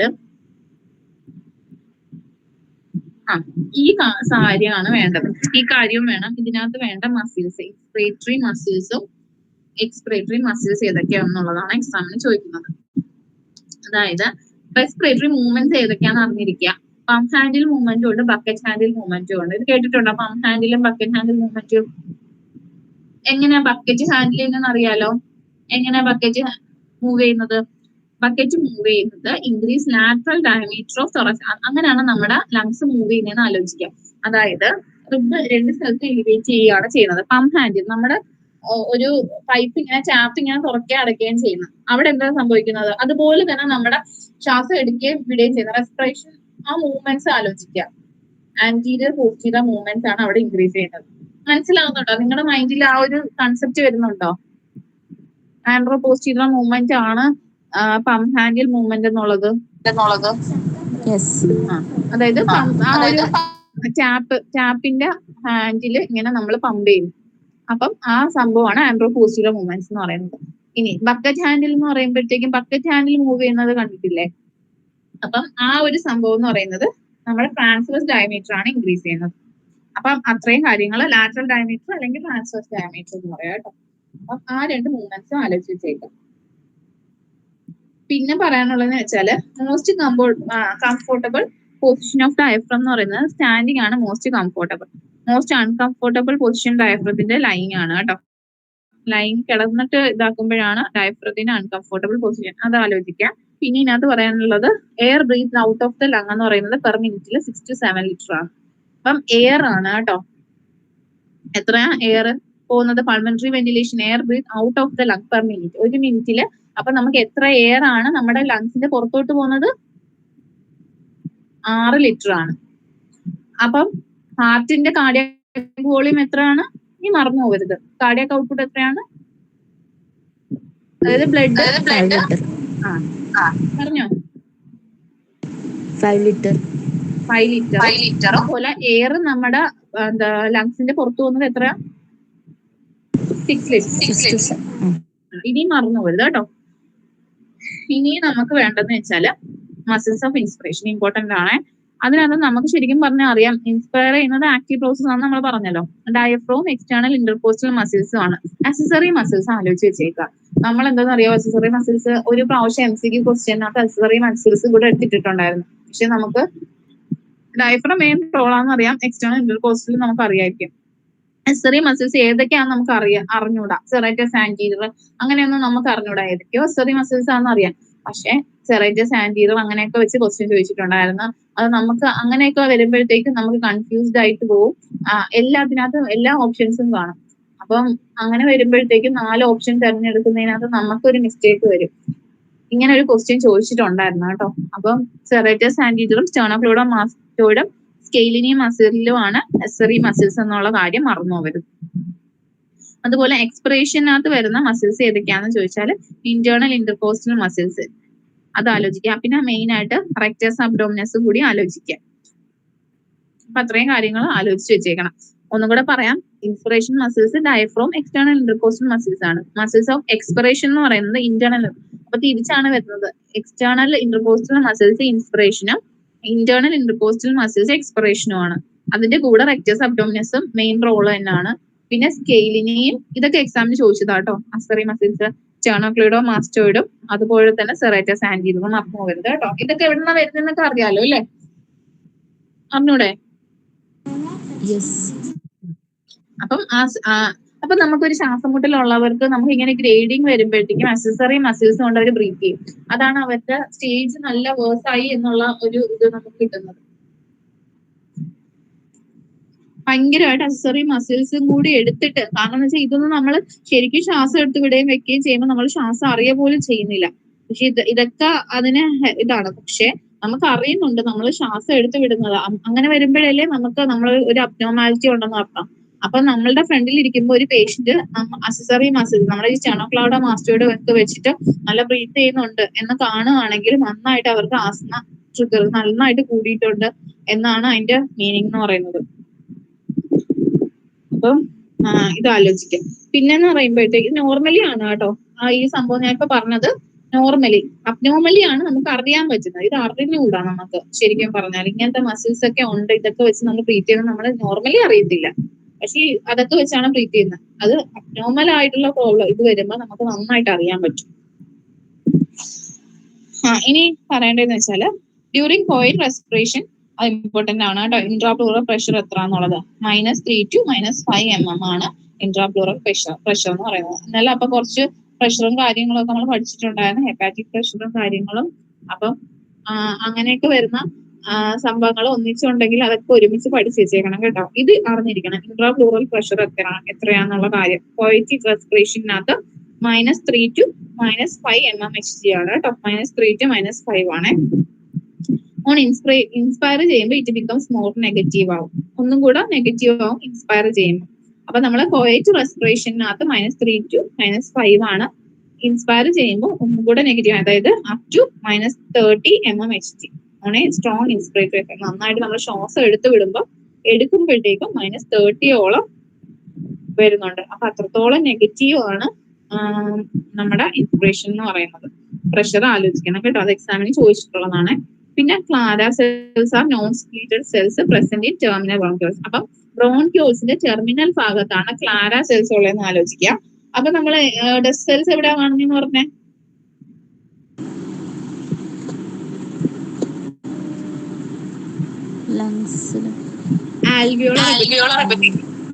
നമ്മൾ അങ്ങനെ പറയരുത്. ഡസ്റ്റ് സെൽസ് മാക്രോഫേജസ് ആയിട്ടുള്ളത് ആൽവിയോളയാണ്. ആൽവിയോള എന്ന് പറയുന്നത് ബ്രോൺക്യൂൾസും കഴിഞ്ഞ താഴ്ഭാഗത്താണ്. അപ്പം ആൽവിയോളയിനകത്താണ് നമ്മളുടെ എന്തോ ഇരിക്കുന്നത്, നമ്മുടെ ഡസ്റ്റ് സെൽസ് ഇരിക്കുന്നത്. ഇത് ക്ലാര സെൽസ് ഇരിക്കുന്നത് ടെർമിനൽ ബ്രോൺക്യൂൾസിലാണ് കേട്ടോ, രണ്ടും മറന്നുപോയത്. ഇതിനൊക്കെ ഓരോ അബ്നോർമാലിറ്റി വരുമ്പോൾ ഓരോ അസുഖങ്ങളൊക്കെ ഉണ്ടാവും. Their role in decreasing surface tension, stem cell function, protecting against emphysema and harmful substances has been discussed. അപ്പം ഇവിടെ ഇതെന്ന് പറയുമ്പോഴത്തേക്കും ഈ ക്ലാര സെൽസ് ഇല്ല എങ്കിൽ നോൺ സീരിയേറ്റഡ് അല്ല ഇവര്. അപ്പോൾ ടെർമിനൽ ബ്രോൺക്യൂൾസിലാണ് ഉള്ളത്. സർഫസ് ടെൻഷൻ കുറയ്ക്കാനും സ്റ്റെം സെൽ ഫംഗ്ഷൻ ഇംപ്രൂവ് ചെയ്യാനും അതുപോലെ തന്നെ പ്രൊട്ടക്ഷൻ എഗെയിൻസ്റ്റ് എംഫൈസീമ. ഇപ്പൊ ക്ലാര സെൽസ് എംഫൈസീമയുടെ കേസിലൊക്കെ ക്ലാര സെൽസിന് അബ്നോർമാലിറ്റി ഉണ്ടായിരിക്കും. അപ്പൊ ആലോചിക്കുക കേട്ടോ, ക്ലാര സെൽസിന്റെ കാര്യവും ഡസ്റ്റ് സെൽസിന്റെ 2 കാര്യങ്ങളാണ് പറഞ്ഞിട്ടുള്ളത്. ഈ ലങ് വോളിയം ആൻഡ് കപ്പാസിറ്റീസ് ഇതാണ് പഠിക്കാനുള്ളത്. ഇനി അടുത്ത് പഠിക്കാനുള്ളത് ഇതാണ്. അപ്പൊ നമ്മളിപ്പോ പറഞ്ഞതെന്ന് വെച്ചാല് എന്തൊക്കെയാണ് നമ്മളിപ്പോ പറഞ്ഞത്? Respiratory movements, pump handle movement ആലോചിക്കുക, ബക്കറ്റ് ഹാൻഡിൽ. ഞാൻ ചോദിക്കുന്നത് എന്തായിരിക്കും, ബക്കറ്റ് ഹാൻഡിൽ മൂവ്മെന്റ് എന്താണ് ഇൻക്രീസ് ചെയ്യുന്നത്? അല്ലെങ്കിൽ reason association bucket handle movement increases anteroposterior diameter എന്ന് പറയുമ്പോൾ അയ്യോ അത് ഞാൻ അങ്ങനെ പഠിച്ച അത് ശരിയാണ് എന്ന് എഴുതി വെക്കരുത്. ട്രാൻസ്വേഴ്സ് മൂവ്മെന്റ് അല്ലെങ്കിൽ ലാറ്ററൽ മൂവ്മെന്റ് ആണ് ഇൻക്രീസ് ചെയ്യുന്നതെന്ന് ആലോചിക്കണം കേട്ടോ. വേറെ ഒന്നും പഠിച്ചില്ല, ഇത്രയാണ് നമ്മൾ പഠിച്ചത്. ഇനി ക്ലാര സെൽസിന്റെ കാര്യം. ഇനി അടുത്ത പറയാനുള്ളതെന്ന് വെച്ചാൽ ലങ് വോളിയവും കപ്പാസിറ്റീസും. ഇതിനകത്ത് നമുക്ക് ടൈഡൽ വോളിയം എന്താണെന്ന് അറിയണം, vital capacity, inspiratory reserve volume, expiratory reserve volume, അതുപോലെ റെസിഡ്യൂവൽ വോളിയം അറിയണം. പിന്നെന്താ ഉള്ള, പിന്നെ ഇൻസ്പിറേറ്ററി ഫങ്ഷണൽ റെസിഡ്യൂവൽ കപ്പാസിറ്റിയും പിന്നെ ഇൻസ്പിറേറ്ററി കപ്പാസിറ്റി അങ്ങനെയുള്ള സംഭവങ്ങൾ. കുറച്ച് കപ്പാസിറ്റീസും അറിയണം, കുറച്ച് വോളിയംസും അറിയണം. അപ്പം എന്താണെന്നുള്ളത് നമുക്ക് നോക്കാം. ഇതിന്റെ ഓരോ മെഷർമെന്റും ഇമ്പോർട്ടന്റ് ആണ് കേട്ടോ. അപ്പൊ നമ്മള് എത്ര എയറാണ് നമ്മുടെ പൾമണറി വെന്റിലേഷൻ എത്ര എയറാണ് നമ്മള് ലങ്സിൽ നിന്ന് പുറത്ത് റെസ്പയർ ചെയ്ത് കളയുന്നത്? 6 liters. 6 liters. അപ്പം ആ ഒരു സംഭവം നമ്മുടെ മൈൻഡിലുണ്ടല്ലോ. അപ്പോ tidal volume taken in or out in called respiration, അതായത് നമ്മൾ പുറത്തും എടുക്കുന്ന സാധാ നോർമലായിട്ട് നമ്മൾ ശ്വസിച്ച് വിടുന്ന വോളിയാണ് എന്തോ ടൈഡൽ വോളിയം. നമ്മൾ എപ്പോഴും ശ്വസിച്ച് വിടുന്ന വോളിയാണ്. നമ്മൾ പോസ്റ്റ് ആയിട്ടൊന്നും അല്ലല്ലോ എക്സ്പയർ ചെയ്യുന്നത്, ചുമ്മാ എടുക്കുന്നു പുറത്തു വിടുന്നു, അതല്ലേ. അപ്പം ആ ഇൻ ആൻഡ് ഔട്ട് കോയിൽ റെസ്പിറേഷനിൽ ചെയ്യുന്നതാണ് വോളിയമാണ് tidal volume.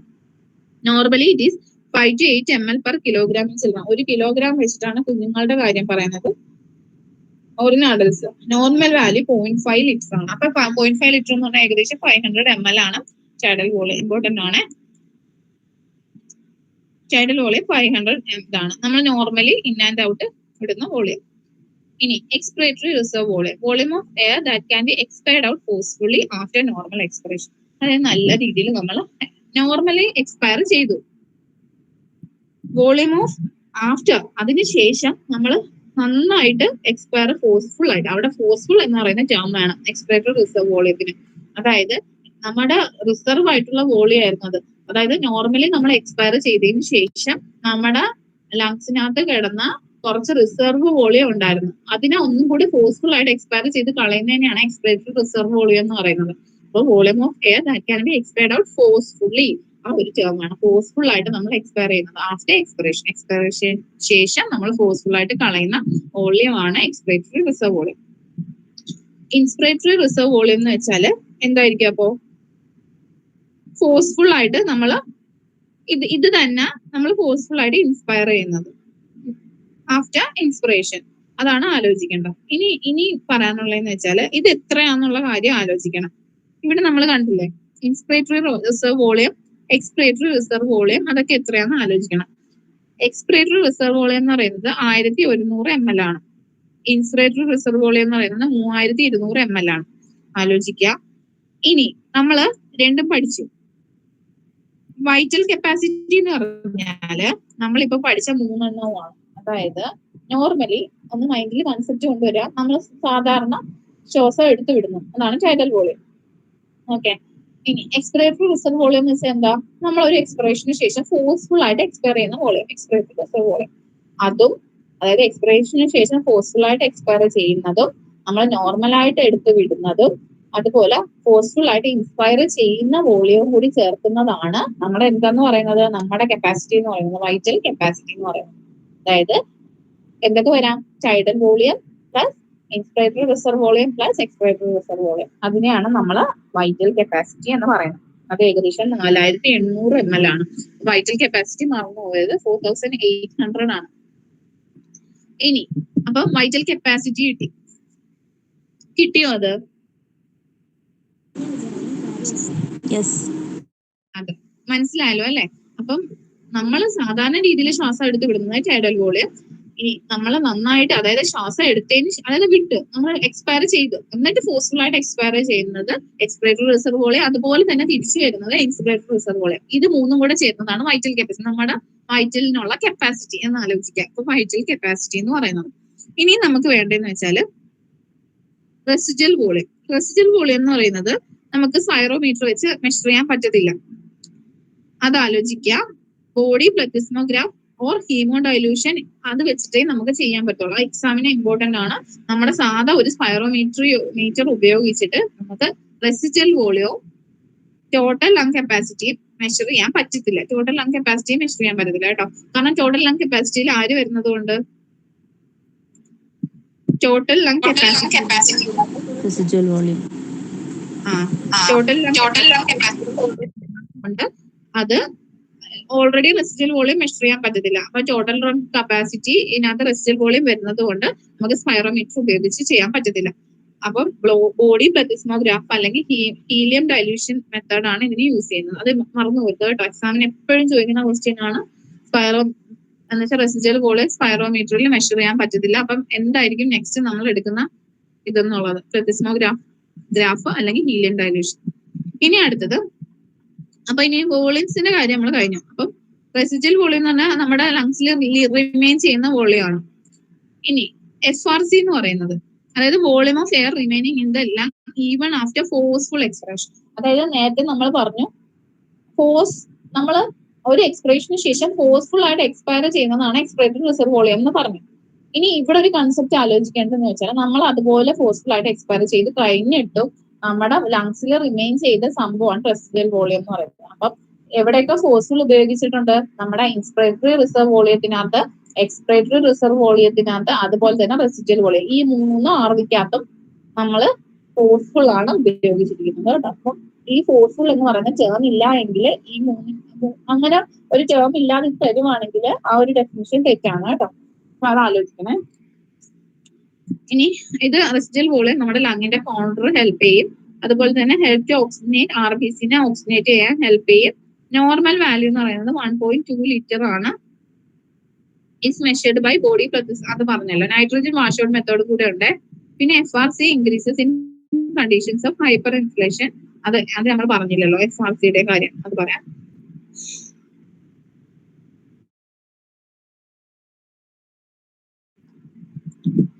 Functional residual capacity എന്ന് പറയുന്നത് നമ്മുടെ ലങ്സിനകത്ത് ഉള്ള റെസിജ്വൽ വോളിയവും എക്സ്പിറേറ്ററി റിസർവ് വോളിയം അത് രണ്ടും കൂടെ ചേരുന്നതാണ് ഫങ്ഷണൽ റെസിജ്വൽ കപ്പാസിറ്റി. ഓർക്കുക, നമ്മൾ പറഞ്ഞല്ലോ എന്തോ നമുക്ക് അതായത് നമ്മൾ എക്സ്പയർ ചെയ്തു എന്നിട്ട് പിന്നെയും ഫോഴ്സ്ഫുൾ ആയിട്ട് എക്സ്പയർ ചെയ്യുമ്പോൾ നമുക്ക് എക്സ്പിറേറ്ററി റിസർവ് വോളിയം കിട്ടും. അങ്ങനെ ഫോഴ്സ്ഫുൾ ആയിട്ട് എക്സ്പയർ ചെയ്തതിന് ശേഷം നമുക്ക് കിട്ടുന്ന ലങ്സിൽ റിമെയിൻ ചെയ്യുന്ന ആളാണ് RV. അപ്പം RVയും അതുപോലെ തന്നെ ഫോഴ്സ്ഫുൾ ആയിട്ട് നമ്മൾ ചെയ്ത ആ രണ്ട് പ്രക്രിയയും കൂടെ ചേരുന്നതാണ് ഫങ്ഷണൽ റെസിഡൽ കപ്പാസിറ്റി എന്ന് പറയുന്നത്. അതാണ് അതിന്റെ കപ്പാസിറ്റി എന്ന് പറയുന്നത്. വൈറ്റൽ കപ്പാസിറ്റി എന്തുവായിരുന്നു?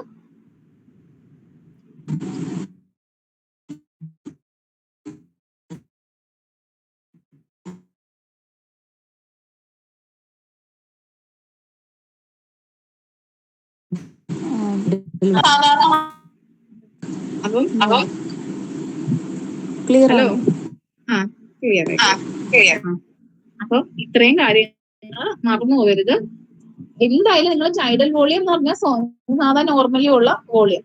എക്സ്പയറേറ്ററി റിസർവ് എന്ന് പറയുമ്പോഴത്തേക്ക് നമ്മൾ എക്സ്പയർ ചെയ്തതിന് ശേഷം പിന്നെ ഫോഴ്സ്ഫുൾ ആയിട്ട് എക്സ്പയർ ചെയ്യുമ്പോൾ വരുന്നത് ഇൻസ്പയർ എന്ന് പറഞ്ഞാൽ അതുപോലെ തന്നെ തിരിച്ച്. പിന്നെ ഇതൊക്കെ നമ്മൾ ഫോഴ്സ്ഫുൾ ആയിട്ട് എക്സ്പയർ ചെയ്തതിന് ശേഷവും നമ്മുടെ ലങ്സിൽ കെട്ടിക്കിടക്കുന്ന വോളിയാണ് റെസിഡൽ വോളിയം. അപ്പം ഈ എക്സ്പയറേറ്ററി റിസർവ് വോളിയവും അതുപോലെ റെസിഡൽ വോളിയം കൂടെ ചേരുന്നതാണ് നമ്മുടെ ഫങ്ഷണൽ റെസിഡലിന്റെ കപ്പാസിറ്റി എന്ന് പറയുന്നത്. വൈറ്റൽ കപ്പാസിറ്റി എന്ന് പറയുന്നത് അതല്ല, നമ്മുടെ വൈറ്റ് അതായത് inspiratory reserve volume, expiratory reserve volume, അതിന്റെ കൂടെ തന്നെ നമ്മുടെ ചൈഡൽ വോളിയം കൂടി ചേരുന്നതാണ് നമ്മുടെ വൈറ്റലിന്റെ കപ്പാസിറ്റി എന്ന് പറയുന്നത്. അപ്പൊ അത് ആലോചിക്കുക. രണ്ട് കപ്പാസിറ്റീസും വേറെയാണ്. ഫങ്ഷണൽ റെസിഡൽ കപ്പാസിറ്റിയിൽ എക്സ്പയർ ചെയ്യുന്നതും ലങ്സിൽ റിമെയിൻ ചെയ്യുന്നത് റെസിഡൽ വോളിയം കൂടി ചേരുന്നതാണ്. ഇനി പറയുന്നത് ഇൻസ്പിറേറ്ററി കപ്പാസിറ്റി. ഇൻസ്പിറേറ്ററി കപ്പാസിറ്റി എന്ന് പറയുമ്പോഴത്തേക്ക് നമ്മുടെ ചൈഡൽ വോളിയവും IRVയും കൂടെ ചേരുന്നതാണ്. ഇൻസ്പിറേറ്ററി റിസർവ് വോളിയം കൂടെ ചേരുന്നതാണ് ഇൻസ്പിറേറ്ററി കപ്പാസിറ്റി. അപ്പൊ ഈ കപ്പാസിറ്റി എല്ലാം നമ്മൾ ഈ വോളിയത്തിനകത്ത് നിന്നാണ് എടുക്കുന്നത്. ഇൻസ്പിറേറ്ററി കപ്പാസിറ്റി തന്നെ ആ പേരിൽ തന്നെ ഉണ്ട് എന്തുവാ ചൈഡൽ വോളിയം. പക്ഷെ അതിനകത്ത് എക്സ്പിറേറ്ററി എന്ന് പറയുന്ന ഒരു ടേം ഇല്ല. പക്ഷെ നമ്മൾ എക്സ്പിറേഷൻ എന്ന് പറയുന്ന ടേം ഉപയോഗിക്കണമെങ്കിൽ അതിനകത്ത് ഒരു റെസിഡൽ വോളിയവും അതായത് അത് നമ്മൾ എക്സ്പയർ ചെയ്തതിന് ശേഷം നമ്മുടെ ലങ്ങിൽ കിടക്കുന്ന വോളിയം തന്നെ മറ്റേ എക്സ്പയറേറ്ററി റിസർവ് വോളിയം നമ്മൾ എക്സ്പയർ ചെയ്തതിന് ശേഷം ഫോഴ്സ്ഫുൾ ആയിട്ട് എക്സ്പയർ ചെയ്യുന്ന വോളിയം തന്നെ. അപ്പൊ എക്സ്പയർ ചെയ്യുന്നത് ആ വോളിയത്തിന് നമ്മൾ ഫങ്ഷണൽ റെസിഡൽ കപ്പാസിറ്റി എന്ന് പറയും. ഇൻസ്പിറേറ്ററി കപ്പാസിറ്റി എന്ന് പറയുന്നത് നമ്മുടെ ഇൻസ്പയർ ചെയ്യുന്നതാണ്. അതിന്റെ കൂടെ നമ്മുടെ ചൈഡൽ വോളിയം എന്ന് പറയുന്നത് നമ്മളെ volume air in and out, അത് അവിടെ വേറെ റെസിഡൽ വോളിയം ഒന്നും അല്ല. ഇൻസ്പിറേഷന്റെ കൂടെ ഒരിക്കലും എക്സ്പിറേറ്ററി ഫങ്ഷൻസ് ആയിട്ടുള്ള ആ രണ്ട് സംഭവം ഇട്ട് എഴുതരുത്. അത് ആലോചിക്കാം. ഇപ്പൊ TB പ്ലസ് IRV ആണ് ഇൻസ്പിറേറ്ററി കപ്പാസിറ്റി എന്ന് പറയുന്നത്. അപ്പൊ ഇൻസ്പിറേറ്ററി കപ്പാസിറ്റി നമ്മൾ നോക്കി, അതുപോലെ തന്നെ ഫങ്ഷണൽ റെസിഡൽ കപ്പാസിറ്റി നമ്മൾ നോക്കി. ഇനി നമ്മൾ ഇതിനകത്ത് എന്തോ നോക്കാനുള്ളത്? ഇത്രയൊക്കെ തന്നെ ഉള്ളൂ. ഇനി നമ്മൾ നേരത്തെ പറഞ്ഞ TLC, FRC, RV cannot be measured using spirometry. അപ്പൊ ഇതിനകത്ത് മനസ്സിലായില്ലേ എന്തുകൊണ്ടാണ് റെസിഡൽ വോളിയം ഒരിക്കലും നമുക്ക് സ്പൈറോമീറ്റർ കൊണ്ട് മെഷർ ചെയ്യാൻ പറ്റത്തില്ല. കാരണം റിമെയിൻ ചെയ്യുന്ന സംഭവമാണ്. അപ്പൊ ലങ്സിൽ നമ്മൾ സ്പൈറോമീറ്റർ ഉപയോഗിച്ച് ഊതാൻ പറയുമ്പോഴത്തേക്കും ലങ്സിൽ റിമെയിൻ ചെയ്യുന്ന സംഭവം നമുക്ക് കിട്ടത്തില്ല. നമുക്ക് അതിന് വേറെ മെത്തേഡ്സ് ഒക്കെ നമ്മൾ യൂസ് ചെയ്യണം. ആ ഒരു കൺസെപ്റ്റ് മനസ്സിലായോ? നമ്മുടെ ലങ്സിൽ റിമെയിൻ ചെയ്യുന്ന സംഭവം നമ്മൾ എങ്ങനെയാ സ്പൈറോമീറ്ററിൽ ഊതാൻ പറയുമ്പോൾ കിട്ടുന്നത്? അത് കിട്ടത്തില്ല. അത് നമ്മൾ വേറെ മെത്തേഡ്സ് ഉപയോഗിച്ച് വേണം അത് കണ്ടുപിടിക്കാൻ. മനസ്സിലായോ? അപ്പം TLC എന്ന് പറയുന്നതിനകത്ത് റെസിഡൽ വോളിയം ഉള്ളതുകൊണ്ട് അതും നമുക്ക് സ്പൈറോമീറ്ററിൽ കിട്ടത്തില്ല. അതുപോലെ തന്നെ FRCനകത്തും ഇല്ലേ നമ്മുടെ റെസിഡൽ വോളിയം, ലങ്സിൽ റിമെയിൻ ചെയ്യും. അപ്പം അതും നമുക്ക് എന്തതിൽ കിട്ടത്തില്ല, സ്പൈറോമീറ്ററിൽ കിട്ടത്തില്ല. അപ്പം അത്രയും കാര്യങ്ങൾ ഒന്ന് ആലോചിച്ച് വെച്ചേക്കണം. ഇത് എക്സാമിന് ചോദിക്കുന്നതാണ്. ടിപ്സ് മറിച്ചിട്ട് ഒക്കെ ചോദിക്കും. ഇത് ഇത്രയും നമ്മുടെ ഫീൽഡിൽ നമുക്ക് വേണ്ട സംഭവമാണ് ഇത്, ഈ ഒരു സംഭവം എന്ന് പറയുന്നത്. അപ്പം ഈ സംഭവം നന്നായിട്ട് അറിഞ്ഞാൽ മാത്രമേ നാളെ നമുക്കൊരു നമുക്ക് ഇതുപോലെ സ്പൈറോമെട്രി ചെയ്ത ഫ്ലോ സൈറ്റോമെട്രി എന്തെങ്കിലും ചെയ്ത സംഭവങ്ങളൊക്കെ നമ്മുടെ കയ്യിൽ കൊണ്ടുവരുമ്പോഴത്തേക്കും നമുക്കത് കാണുമ്പോഴത്തേക്കും നമുക്ക് മനസ്സിലാക്കാൻ പറ്റത്തുള്ളൂ. ഒരു ആസ്മ ഉള്ളവർക്ക് നമ്മൾ ഇങ്ങനെയൊക്കെ COPDയുടെ ഇതായിട്ട് നമ്മൾ ഓരോന്ന് ചെയ്യുമ്പോഴത്തേക്കും PFT ചെയ്യത്തില്ലേ, പൾമണറി ഫംഗ്ഷൻ ടെസ്റ്റ് ചെയ്യുമ്പോഴത്തേക്കും ഇതിനകത്ത് ഈ ഓരോരോ വോളിയം ആണ് കൊടുത്തിരിക്കുന്നത്. അപ്പൊ ഈ ഓരോരോ വോളിയം എന്താണെന്ന് മനസ്സിലാക്കിയാൽ മാത്രമേ ആ ഒരു PFT എന്ന് പറയുന്ന സംഭവം നമുക്ക് മനസ്സിലാവത്തുള്ളൂ. അപ്പൊ നിങ്ങൾ നന്നായിട്ട് പഠിക്കണം കേട്ടോ. ഇതിന്റെ ഈ ഓരോ വോളിയംസിന്റെ ഈ മെഷർമെന്റ് നമുക്ക് ഇമ്പോർട്ടന്റ് ആണ് കേട്ടോ. ഇൻസ്പിറേറ്ററി കപ്പാസിറ്റി എന്ന് പറയുന്നത് നമ്മൾ പറഞ്ഞല്ലോ, മറ്റേ ആ സംഭവം തന്നെ നമ്മൾ എടുത്താൽ മതി. വൈറ്റൽ കപ്പാസിറ്റി നമ്മൾ പറഞ്ഞു, ടോട്ടൽ ലങ്. അപ്പൊ കിട്ടിയുണ്ടോ? നമ്മൾ എത്രയായിരുന്നു നമ്മൾ എയർ പുറത്ത് കളയേണ്ടത്? 6 ലിറ്റർ. അതാണ് ടോട്ടൽ ലങ് കപ്പാസിറ്റി എന്ന് പറയുന്നത്. നമ്മുടെ 6000 ml ആണ് നമുക്ക് ടോട്ടൽ ലങ് കപ്പാസിറ്റി കിട്ടേണ്ടത്. അത് എന്തൊക്കെ കൂടി ചേരുന്നതാ? എല്ലാ വോളിയവും കൂടി ചേരുന്നതാ. കപ്പാസിറ്റി ഒന്നും ഇതിനകത്ത് വരത്തില്ല കേട്ടോ. വോളിയം മാത്രം, അതായത് നമ്മൾ ആദ്യം പറഞ്ഞ നമ്മുടെ tidal volume, inspiratory reserve volume, expiratory reserve volume, residual നമ്മുടെ റിമെയിൻ ചെയ്തിരിക്കുന്ന ലങ്സിലുള്ള വോളിയം, ഇത്രയും ചേരുന്നതാണ് നമ്മുടെ ടോട്ടൽ ലങ് കപ്പാസിറ്റി എന്ന് പറയുന്നത്. അപ്പം അത് 6000 ml ആണ്. കിട്ടിയില്ലേ? ഇനി ഇതിന്റെ മെഷർമെന്റ്, ഈ മെഷർമെന്റ് മറന്നു പോകരുത്.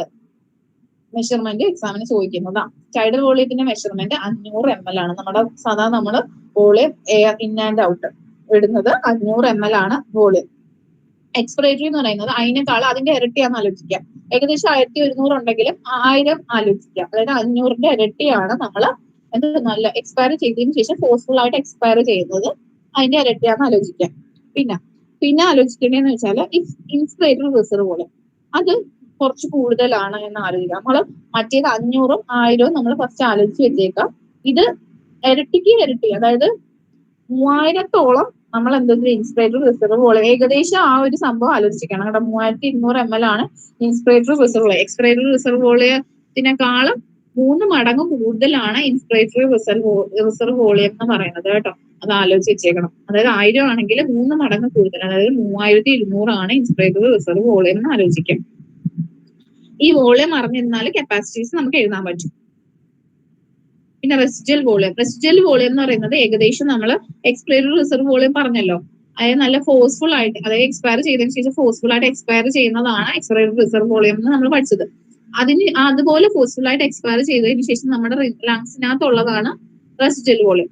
അത് നമ്മുടെ മറ്റേനേക്കാൾ ഒരു 100 എന്ന് പറയുന്ന ഒരു ഇതും കൂടെ കൂടുതലാണ്, അതായത് 1200 ml ആണ്. അപ്പൊ ഏകദേശം അത് ആ ഒരു മെഷർമെന്റ് പറഞ്ഞിട്ട് പഠിക്കണം കേട്ടോ. ഇത് എക്സാമിന് നിങ്ങൾക്ക് ചോദിക്കുന്നതാണ് കേട്ടോ. അപ്പൊ ഏകദേശം ഞാൻ ഇതൊന്ന് ചോദിക്കാം, നിങ്ങളൊന്ന് പറയാവോ? ഇത് പറയാൻ ശ്രമിച്ചേ. ടൈഡൽ വോളിയം എത്രയാ? 500 ml. 500. ഇനി അത് കഴിഞ്ഞിട്ട് 1100 ml. അതിന്റെ ഇരട്ടിയാണ്. ഇനി 3200 ml. അത് കഴിഞ്ഞിട്ട് റെസിഡ്യുവൽ വോളിയം എത്രയാ? 1200.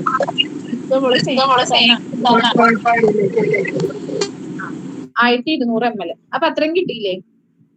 ഇനി ഞാൻ ബാക്കി ചോദിക്കുന്ന കപ്പാസിറ്റിയുടെ എമൗണ്ട് നിങ്ങൾ പറയണം. FRC ഫങ്ഷണൽ റെസിഡ്യുവൽ കപ്പാസിറ്റി എത്ര? 2.5. അതായത് എന്തൊക്കെ കൂടി ചേരുന്നത് ഫങ്ഷണൽ റെസിഡ്യുവൽ കപ്പാസിറ്റി എന്ന് പറയുന്നത്? Residual volume, expiratory reserve volume. Expiratory reserve വോളിയവും റെസിഡ്യുവൽ വോളിയം മറന്നു പോകരുത് കേട്ടോ. അപ്പൊ അത് രണ്ടും കൂടെ കൂടുമ്പോ എത്രയാവും? 2.5. അതായത് 2200 ആ ഒരു സംഭവം ഇതായിട്ട് വരും. പിന്നെ മറ്റേത് ഫങ്ഷണൽ കപ്പാസിറ്റി പറഞ്ഞു. ഇൻസ്പിറേറ്ററി കപ്പാസിറ്റിയാ എന്തൊക്കെ കൂടി ചേരുന്നത്? 3700. Tidal volume. അപ്പം അത് എത്ര വരും? 0.5. അപ്പം നിങ്ങൾക്ക് ഏകദേശം കാര്യങ്ങളൊക്കെ പിടികിട്ടിയല്ലോ അല്ലെ? കിട്ടിയില്ലേ? അത് എക്സാമിന് എപ്പോഴും ചോദിക്കുന്ന ക്വസ്റ്റ്യൻ ആണ്. നമുക്കും വേണ്ട, പ്രാക്ടിക്കലിയും വേണ്ട കാര്യങ്ങളാണ് കേട്ടോ. അപ്പൊ മറന്നുപോലെ. ഇനി അടുത്തെന്ന് വെച്ചാല് FeE1, the volume of air expelled during the first second of a post vital capacity manner varies directly with the expiratory pressure and inversely with the airway resistance. It is normally at least of 80% of FVC. അപ്പം ഇതെന്ന് പറയുന്നത് നമ്മൾ FeV1ഉം അതുപോലെ FVCയും. ഇനി നമ്മൾ അതൊക്കെ വിടും. മറ്റേ പറഞ്ഞ സംഭവങ്ങളെല്ലാം നമ്മുടെ PFTയിൽ വരുന്ന സംഭവങ്ങളാണ് നമ്മൾ നേരത്തെ പറഞ്ഞത്. Vital capacity, tidal volume, expiratory reserve volume, അതിനകത്ത് വരുന്ന കപ്പാസിറ്റീസ് FRC, അതുപോലെ ഇൻസ്പിറേറ്ററി കപ്പാസിറ്റി. അപ്പൊ അത്രയും കാര്യങ്ങളും അതിനകത്ത് വരുന്നതാണ്. ഇനി വരേണ്ടതെന്ന് വെച്ചാൽ നമ്മുടെ FeE1ഉം FeV1ഉം അതുപോലെ FVCയും ഇമ്പോർട്ടന്റ് ആണ് കേട്ടോ. ഇനി നമ്മൾ പഠിക്കാൻ പോകുന്ന സംഭവം എന്ന് പറഞ്ഞാൽ നമ്മുടെ റെസ്ട്രിക്റ്റീവ് റെസ്പിറേറ്ററി ഡിസീസ് ഏതൊക്കെയാണ്, ഒബ്സ്ട്രക്റ്റീവ് റെസ്പിറേറ്ററി ഡിസീസ് ഏതൊക്കെയാണെന്നുള്ള കാര്യം. ഇത് എപ്പോഴും ഇത് ശരിക്കും പറഞ്ഞാൽ ഇനി നിങ്ങൾ PG കഴിഞ്ഞ് വന്നാലും നിങ്ങൾക്ക് ഒരു പേഷ്യന്റിനെ നിർത്തിയിട്ട് എന്തൊക്കെയാവാം ഒരു ക്രാക്കിൾസ് അല്ലെങ്കിൽ ഒരു റോങ്കി നിങ്ങൾ കേട്ട്, അപ്പൊ എന്തൊക്കെയാവാം അതിന്റെ കാരണങ്ങൾ എന്നൊക്കെ ചോദിക്കുമ്പോഴത്തേക്കും ഈ റീസൺസ് എല്ലാം പറയണം. എക്സ്പിറേറ്ററി ഒബ്സ്ട്രക്റ്റീവ് റെസ്പിറേറ്ററി ഡിസീസ് ആണോ, റെസ്ട്രിക്റ്റീവ് റെസ്പിറേറ്ററി ഡിസീസ് ആണോ എന്നുള്ള കാര്യം നമ്മൾ എടുത്ത് പറയണം അവിടെ. അങ്ങനെ കിട്ടുമ്പോഴത്തേക്കും അതിനൊക്കെ വേണ്ടിയിട്ട് നിങ്ങൾ എന്തൊക്കെയാണ് റെസ്ട്രിക്റ്റീവ് റെസ്പിറേറ്ററി ഡിസീസിലുള്ളതെന്നും ഒബ്സ്ട്രക്റ്റീവ് റെസ്പിറേറ്ററി ഡിസീസിലുള്ളതെന്നും അറിഞ്ഞു വെച്ചേക്കാം. അപ്പം നമുക്കത് ഓരോ കോഴ്സസും നമുക്ക് എടുത്തെടുത്ത് പറയണം. ഒന്നെന്ന് പറയുന്നത് നമ്മൾ ഒബ്സ്ട്രക്റ്റീവ് ആണ് ഫസ്റ്റ് പഠിക്കുന്നത്. നമ്മുടെ ആസ്മയൊക്കെ അതിനകത്താണ് വരുന്നത്. അപ്പൊ ഒബ്സ്ട്രക്റ്റീവ് നമ്മൾ പഠിക്കാം. ഒബ്സ്ട്രക്റ്റീവ് എന്ന് പറയുന്നത് A for asthma, okay, ABCD ആ ഒരു ഇത് ആലോചിച്ചാൽ മതി. B ഫോർ ബ്രോൺകൈറ്റിസ് അല്ലെങ്കിൽ chronic bronchitis, asthma bronchitis. C for cystic fibrosis. D ഇല്ല, E ഫോർ എംഫൈസീമ. അപ്പൊ ഇത്രയും കാര്യങ്ങൾ ആലോചിക്കുക.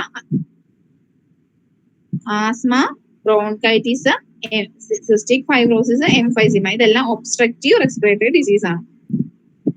പിന്നെ പറയുന്നതെന്ന് വെച്ചാൽ നമ്മുടെ അപ്പർ ഇതിനകത്ത് വരുന്ന അതിനൊന്നും വലിയ ഇമ്പോർട്ടൻസ് ഒന്നും ഇല്ല. ട്യൂമേഴ്സ് ആയാലും അവിടെ നമുക്കറിയാലോ എന്ത് വന്നാലും ഒരു ഒബ്സ്ട്രക്ഷൻ തന്നെയാണ് മുകളിൽ വന്നാലും. അപ്പം അത് ആലോചിക്കാം. ആസ്മയും ബ്രോൺകൈറ്റിസും എംഫൈസീമയും സിസ്റ്റിക് ഫൈബ്രോസിസും ഒബ്സ്ട്രക്റ്റീവ് റെസ്പിറേറ്ററി ഡിസീസ് ആണെന്ന് ആലോചിക്കാം. ഇനി റെസ്ട്രിക്റ്റീവ് റെസ്പിറേറ്ററി ഡിസീസ്, അത് ഓരോ സ്ഥലത്തു നിന്നും വരുന്നതിന് ഓരോ ഇതുണ്ട്. ഇതിനേക്കാളും കൂടുതൽ അസുഖങ്ങളുണ്ട് കേട്ടോ. അപ്പം അതൊക്കെ കിട്ടുവാണെങ്കിൽ നിങ്ങൾ കളക്ട് ചെയ്ത് ഇതിനകത്ത് എഴുതുക കേട്ടോ. പോളിയോമൈലൈറ്റിസ്, മയസ്തീനിയ ഗ്രാവിസ്, കുറെ സിൻഡ്രോമും കാര്യങ്ങളും ഒക്കെ ഉണ്ട്. മർഫാൻ സിൻഡ്രോം, അങ്ങനെയൊക്കെ കുറെ കണ്ടീഷൻസ് റെസ്ട്രിക്റ്റീവ് റെസ്പിറേറ്ററി ഡിസീസ് ആണ്. Other than obstructive respiratory disease എല്ലാം റെസ്ട്രിക്റ്റീവ്. വേറെ കണ്ടീഷൻസ് കാരണം നമ്മുടെ ശ്വാസകോശത്തിന് വരുന്ന റെസ്പിറേറ്ററി ഡിസീസസ് അതാണ് ഉദ്ദേശിച്ചിരിക്കുന്നത്. അത് CNS ആവാം കോഴ്സ്, സ്പൈനൽ കോഡിൽ നിന്നാവാം കോഴ്സ്, അപ്പൊ എന്ത് വേണമെങ്കിലും ആവാം. അപ്പൊ അത് ആലോചിക്കാം. Poliomyelitis, myasthenia gravis, flail chest, paralysis of diaphragm paralysed ആയാല്, പിന്നെ സ്പൈനൽ കോഡ് ഡിസീസസ് മൊത്തം, പിന്നെ പ്ലൂറൽ എഫ്യൂഷൻ. പ്ലൂറൽ എഫ്യൂഷൻ ഒക്കെ റെസ്ട്രിക്റ്റീവ് അതൊക്കെ വരുന്നതാണ്, ഓരോ കോംപ്ലിക്കേഷൻ ഒക്കെ ആയിട്ട് വരുന്നതാണ്.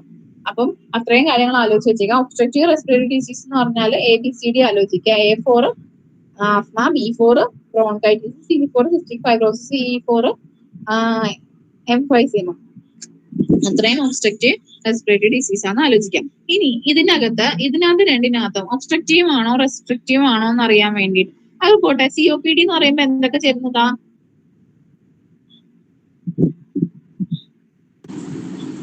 emphysema, chronic bronchitis. അങ്ങനെ വെക്കുമ്പോഴത്തേക്കും നമ്മുടെ ഇതിനകത്ത് വരുന്ന മെഷർമെന്റ് അത് FEV1 കാണാം, FEC കാണാം. FEC എന്ന് പറയുന്നത് എന്താന്ന് പറയണ്ടേ? വോളിയം, അതായത് ഒരു മിനിറ്റിൽ നമ്മുടെ വോളിയം ഓഫ് എയർ എക്സ്പെല് ചെയ്യുന്നതാണ് during the first second of. അങ്ങനെയൊന്നും ആലോചിക്കണ്ട. ഒരു മിനിറ്റിൽ നമ്മൾ വോളിയം ഓഫ് എയർ എക്സ്പെല് ചെയ്യുന്നതാണെന്ന് ആലോചിക്കാം. അതാണ് FEV1 എന്ന് പറയുന്നത്. FEC എന്ന് പറയുന്നത് ഫങ്ഷണൽ വൈറ്റൽ കപ്പാസിറ്റി ആണ്.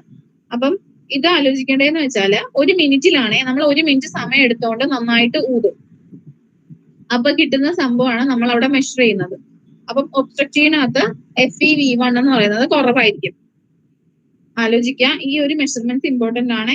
FEV1 കുറവായിരിക്കും, FEC കുറവായിരിക്കും, പീക്ക് എക്സ്പിറേറ്ററി ഫ്ലോ റേറ്റ് കുറവായിരിക്കും, അതുപോലെ തന്നെ FE1 FEC റേഷ്യോ എല്ലാം കുറവായിരിക്കും. ഇതിനകത്ത് ഒബ്സ്ട്രക്റ്റീവിനകത്ത്. റെസ്ട്രിക്റ്റീവിനകത്ത് എന്ന് പറയുമ്പോഴത്തേക്കും ഈ റേഷ്യോ, അതായത് FEV1 ബൈ FEC എന്ന് പറയുന്ന റേഷ്യോ കൂടുതലായിരിക്കും. അത് ആലോചിക്കുക കേട്ടോ.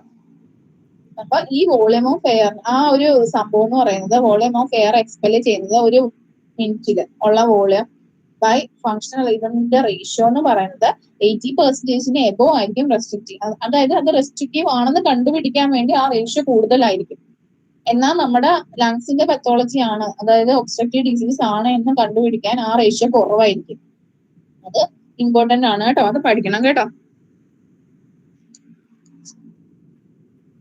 അപ്പം FEV1 normally is greater than 0.8 ആണ് അതിന്റെ റേഷ്യോ എന്ന് പറയുന്നത്.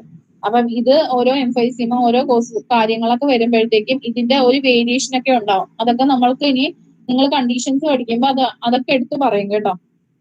അപ്പൊ ഇത്രയും ആലോചിക്കാം. പിന്നെ നമ്മളെ പീക്ക് എക്സ്പിറേറ്ററി ഫ്ലോ റേറ്റിന്റെ കാര്യം, അതെന്ന് പറയുന്നത് രണ്ടിലും കുറവായിരിക്കും കേട്ടോ. TLC റെസ്ട്രിക്റ്റീവിനകത്ത് കുറവായിരിക്കും, ടോട്ടൽ ലങ് കപ്പാസിറ്റി കുറവായിരിക്കും. അങ്ങനത്തെ കാര്യം. ഇത് മാത്രം ആലോചിച്ചാൽ മതി. ബാക്കിയുള്ള കാര്യങ്ങൾ നിങ്ങൾ ആലോചിക്കുന്നതിനും വേണ്ടിയില്ല. റേഷ്യോ രണ്ടിന്റെയും കുറവായിരിക്കും. എന്തോത്തിനകത്ത്?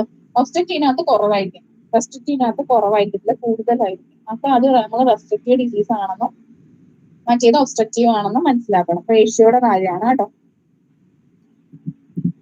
അപ്പം ഇത് കുറച്ച് കാര്യങ്ങളാണ് കേട്ടോ. നോർമൽ വാല്യൂ ആണ് ഓരോന്നെങ്കിൽ. നമ്മൾ നേരത്തെ പറഞ്ഞത് തന്നെ ഒന്നുകൂടെ പറയുന്നതേ ഉള്ളൂ. Respiratory minute volume in A normal personage 6 litre. Minute volume എന്തായിരുന്നു? നമ്മൾ മൈന്യൂട്ട് വോളിയം എന്ന് പറഞ്ഞത് കാർഡിയാക് ഔട്ട്പുട്ടിനെയാണ് കേട്ടോ. ഇത് റെസ്പിറേറ്ററി മൈന്യൂട്ട് വോളിയം നോർമൽ പേഴ്സണിന് വരുന്നത് 6 ലിറ്റർ ആയിരുന്നു. മറ്റേതിനകത്ത് മൈന്യൂട്ട് വോളിയം എന്ന് പറഞ്ഞത് നമ്മൾ കാർഡിയാക് ഔട്ട്പുട്ടിനെയാണ്. നോർമൽ വാല്യൂ ഓഫ് മിനിറ്റിലുള്ള വോളിയം ആണ് മൈന്യൂട്ട് വോളിയം എന്ന് പറയുന്നത്. മിനിറ്റ് വോളിയം എന്നാണ് ഉദ്ദേശിക്കുന്നത്. ഈ normal value of FeV1 in an adult male 83% ആണ്. അതുപോലെ തന്നെ FeV2 എന്ന് പറയുന്നത്, അതായത് 2 മിനിറ്റില് വോളിയം എയർ എക്സ്പയർ ചെയ്യുന്നത് 94% ആണ്. 3 മിനിറ്റിലാവുമ്പോഴത്തേക്ക് 97% ആവും. അത്രയും കാര്യങ്ങൾ ആലോചിക്കാം. അതായത് 83% ആണ് V1, V2 എന്ന് പറയുന്നത് 94% ആയിരിക്കും. V3 ഒന്നുകൂടെ നന്നായിട്ട് നമ്മൾ ഊതുമ്പോഴത്തേക്ക്, അതായത് 3 മിനിറ്റ് കൊണ്ട് ഊതുമ്പോൾ ഏകദേശം 97% നമുക്ക് എയർ കിട്ടും. അതാണ് നോർമൽ വോളിയം എന്ന് പറയുന്നത്. ഇനി normal dead space air volume എന്ന് പറയുന്നത് 150 ml ആണ്. Time to vital capacity in 1 second is 83% ആണ്. ഇതൊക്കെ നിങ്ങൾ ജസ്റ്റ് ഒന്ന് ഇതാക്കി പോയാൽ മതി. ഇതിനകത്ത് കൂടുതലായിട്ട് ചോദിക്കുന്നതെന്ന് വെച്ചാൽ FeV1ഉം FeC, അതുപോലെ തന്നെ നമ്മുടെ പൾമണറി വെന്റിലേഷൻ 6 ലിറ്റർ. നേരത്തെ പറഞ്ഞില്ലേ, മൈന്യൂട്ട് വോളിയം അല്ലെങ്കിൽ പൾമണറി വെന്റിലേഷൻ എന്നൊക്കെ പറയുന്നത് tidal volume into respiratory rate. മറ്റേതിനകത്ത് എന്തായാലും നമ്മൾ പറഞ്ഞ കാർഡിയാക് ഔട്ട്പുട്ട് എന്ന് പറയുന്നത്, ഇതിനകത്ത് ടൈഡൽ വോളിയം, മറ്റേതോ stroke volume into stroke volume into heart beat. മറന്നു പോയത് കേട്ടോ. ഇത് respiratory rate into tidal volume ആണ് പൾമണറി വെന്റിലേഷൻ. ആൽവിയോളർ വെന്റിലേഷൻ എന്ന് പറയുന്നത് ടൈഡൽ വോളിയത്തിനകത്ത് നിന്ന് ഡെഡ് സ്പേസ് കുറയ്ക്കുന്നതാണ്. ഡെഡ് സ്പേസ് ഇൻറ്റു റെസ്പിറേറ്ററി, അതായത് ടൈഡൽ വോളിയത്തിനകത്ത് നിന്ന് ഡെഡ് സ്പേസ് കുറച്ചതിന് ശേഷം റെസ്പിറേറ്ററി റേറ്റ് കൊണ്ട് മൾട്ടിപ്ലൈ ചെയ്യുന്നതാണ് ആൽവിയോളർ വെന്റിലേഷൻ. എന്ന് വെച്ചാല് ഈ ഡെഡ് സ്പേസ് എന്ന് പറയുമ്പോഴത്തേക്ക് അവിടെ നമുക്ക് എന്തുവാ എക്സ്പ്രേഷൻ നേരവണ്ണം നടക്കൂല. എക്സ്പ്രഷൻ നടക്കാത്ത കുറെ സ്പേസസ് ഉണ്ട്. അതിനെയാണ് നമ്മൾ ഡെഡ് സ്പേസ് എന്ന് പറയുന്നത്. അപ്പം ആ ഒരു സംഭവത്തിന് നമ്മൾ മൈനസ് ചെയ്തിട്ടാണ് ആൽവിയോളർ വെന്റിലേഷൻ നമ്മൾ ഇതാക്കുന്നത്. മീൻസ് എന്താന്ന് വെച്ചാല് നമുക്ക് കറക്റ്റ് ആയിട്ടുള്ള ഇതെന്ന് പറയുമ്പോഴത്തേക്കും നിങ്ങൾക്കറിയാവോ എന്താ സംഭവം എന്നുവെച്ചാൽ അവിടെ ആ ഒരു ഓക്സിജന്റെ എങ്ങനെ ആ ഡെഡ് സ്പേസ് ഫോം ചെയ്യുന്നത് എങ്ങനെയാണെന്ന് അറിയോ? ഓക്സിജൻ അവിടെ ആ ഒരു സ്ഥലത്തോട്ട് ട്രാൻസ്പോർട്ട് ചെയ്യാത്ത കുറെ സ്ഥലങ്ങളുണ്ട്. അതിനെയൊക്കെ ഡെഡ് സ്പേസ് എന്ന് പറയും. അപ്പൊ അതെന്ന് പറയുന്നത് ഏകദേശം നമുക്ക് 150 ml ആണ് വരുന്നത്. അങ്ങനെ ഓക്സിജൻ നടക്കാതെ വരുന്ന കുറച്ച് സ്ഥലങ്ങൾ, ഓക്സിജൻ കിട്ടാതെ വരുന്ന സ്ഥലങ്ങൾ. അപ്പം അതിനെ കുറച്ചിട്ട് വേണം നമ്മൾ ആൽവിയോളർ വെന്റിലേഷൻ നമ്മുടെ ബോഡിയിൽ നോക്കാൻ. അങ്ങനെ കുറയ്ക്കണം. മറ്റേത് പൾമണറി മൊത്തത്തിൽ നമ്മൾ പൾമണറി വെന്റിലേഷൻ എടുക്കും, 6 ലിറ്റർ വെക്കും. പക്ഷേ ഡെഡ് സ്പേസ് കുറച്ചിട്ടേ നമ്മൾ ആൽവിയോളർ വെന്റിലേഷൻ നമ്മൾ നോക്കത്തുള്ളൂ. എന്ന് വെച്ചാൽ കുറച്ച് ഭാഗങ്ങളിൽ ഡെഡ് സ്പേസ് ആണ്. എന്ന് വെച്ചാൽ അവിടെ എക്സ്ചേഞ്ചും കാര്യങ്ങളൊന്നും നടക്കൂല. നടക്കുന്ന സ്ഥലങ്ങളിൽ മാത്രം ഉള്ളതാണ് ഓക്സിജൻ എക്സ്ചേഞ്ച് നടക്കൂല. അങ്ങനെ നടക്കുന്ന സ്ഥലങ്ങളാണ് ആൽവിയോളർ വെന്റിലേഷനിൽ. പക്ഷേ അത് നടക്കും. അപ്പം ടൈഡൽ വോളിയം കുറച്ചതിന് ശേഷം നമ്മൾ ഡെഡ് സ്പേസ് കുറച്ചതിന് ശേഷം റെസ്പിറേറ്ററി റേറ്റ് കൊണ്ട് മൾട്ടിപ്ലൈ ചെയ്യുന്നതാണ് ആൽവിയോളർ വെന്റിലേഷൻ എന്ന് പറയുന്നത്. വെന്റിലേഷൻ അത് ഏതൊക്കെയാണെന്ന് ഞാൻ പറഞ്ഞുതരാം കേട്ടോ. ഞാൻ നോക്കിയിട്ട് പറഞ്ഞുതരാവേ. വെന്റിലേഷൻ പെർഫ്യൂഷൻ റേഷ്യോ എന്ന് പറയുന്നത് 0.84 ആണ് കേട്ടോ. ഇനി കുറച്ച് കാര്യങ്ങൾ എന്ന് പറയുന്നത് വേരിയേഷൻ ഓഫ് വൈറ്റൽ കപ്പാസിറ്റി. നിങ്ങൾക്ക് അത് പിടികിട്ടിയോ ഈ കാര്യങ്ങള്? FeV1ന്റെ FeCന്റെ കാര്യം നമ്മൾ സൈറോമെട്രിയിലും പീക്ക് എക്സ്പിറേറ്ററി ഫ്ലോ മീറ്ററിലൊക്കെ ഊതാൻ പറയത്തില്ലേ പേഷ്യന്റിന്? ആ ഒരു മെത്തേഡിൽ കിട്ടുന്ന ഒരു റേഷ്യോ ആണ് FeV1ഉം FeCയും. അത് 1 മിനിറ്റിൽ കിട്ടുന്നതാണ്. അപ്പം അത് കുറവായിരിക്കും ഒബ്സ്ട്രക്റ്റീവ് ഡിസീസസിനകത്ത്. റെസ്പിറേറ്ററി ഡിസീസിനകത്ത് അത് കൂടുതലായിരിക്കും കേട്ടോ. എന്ന് വെച്ചാൽ ഒബ്സ്ട്രക്ഷൻ ഉള്ളത് കൊണ്ട് ആ ഒരു റേഷ്യോ നമുക്ക് നോർമലി കിട്ടത്തില്ല, കുറവായിരിക്കും ആ ഒരു റേഷ്യോ എന്ന് പറയുന്നത്. FeV1ഉം എല്ലാം കുറവായിരിക്കും. നമ്മുടെ റെസ്പിറേറ്ററി സംഭവത്തിൽ എന്തോ കോസ് ആണ് അതിന്റെ റീസൺ എന്ന് പറയുന്നത്. ഒബ്സ്ട്രക്ഷൻ ഉള്ളത് കൊണ്ടാണ്. മറ്റേന്ന് പറയുന്നത് വേറെ അസുഖങ്ങൾ കാരണം വരുന്ന ഒരു റെസ്ട്രിക്ഷൻ ആണ് വരുന്നത്. അതായത് ലങ്സിന്റെ പത്തോളജി എല്ലാം വേറെ അസുഖങ്ങൾ കാരണം വരുന്ന കുറെ ഇത് കാരണം നമ്മുടെ റെസ്പിറേഷന് പ്രോബ്ലം വരുന്നു. അപ്പൊ അവിടെ കൂടുതലായിരിക്കും. അങ്ങനെ വെച്ചിട്ടാണ് നമ്മൾ ഡിഫറൻഷിയേറ്റ് ചെയ്യുന്നത്. ഇത് ഏതാ എക്സ്പിറേറ്ററി അതായത് ഒബ്സ്ട്രക്റ്റീവ് നമ്മുടെ ലങ്ങിന്റെ തന്നെ ഇതാണോ അതോ പുറത്തുള്ള വേറെ എന്തെങ്കിലും അസുഖം കാരണം വരുന്ന കോഴ്സ് ആണോ എന്നുള്ളത് അത്രയും ആലോചിക്കാം. പിന്നെ പൾമണറി വെന്റിലേഷനും ആൽവിയോളർ വെന്റിലേഷനും ആലോചിക്കാം. ഡെഡ് സ്പേസ് കുറച്ചിട്ട് ഇതാക്കുന്നതാണ് ആൽവിയോളർ വെന്റിലേഷൻ. അത് 4.2 ലിറ്ററും മറ്റേ 6 ലിറ്ററും ആണ്. പിന്നെ നമ്മുടെ ഹാർട്ടിന്റെ കാർഡിയാക് ഔട്ട്പുട്ട് 5 ലിറ്റർ ആണ്. 5, 4, 5, 6 മറന്നു പോയതേ. ഇനി അടുത്തത് വൈറ്റൽ കപ്പാസിറ്റിയുടെ കുറച്ച് വേരിയേഷൻസ്. വൈറ്റൽ കപ്പാസിറ്റി എന്തായിരുന്നു?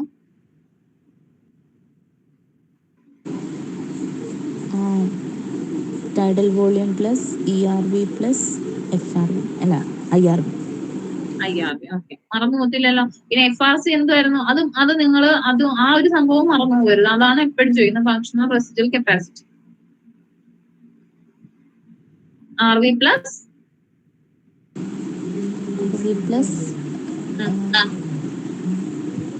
എക്സ്പിറേറ്ററി.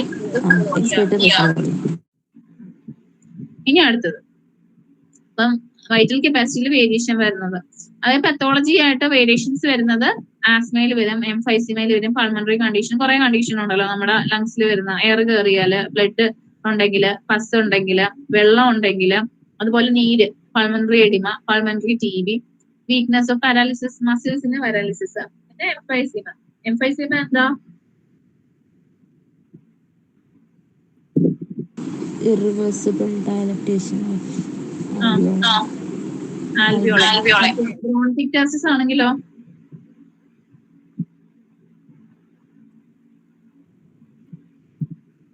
അതും പെർമനന്റ് ഡയലറ്റേഷൻ അല്ലേ? എന്തോത്തിന്റെയാ?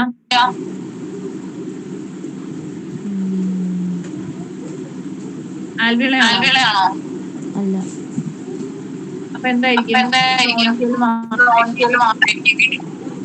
ബ്രോൺകിയാണ്.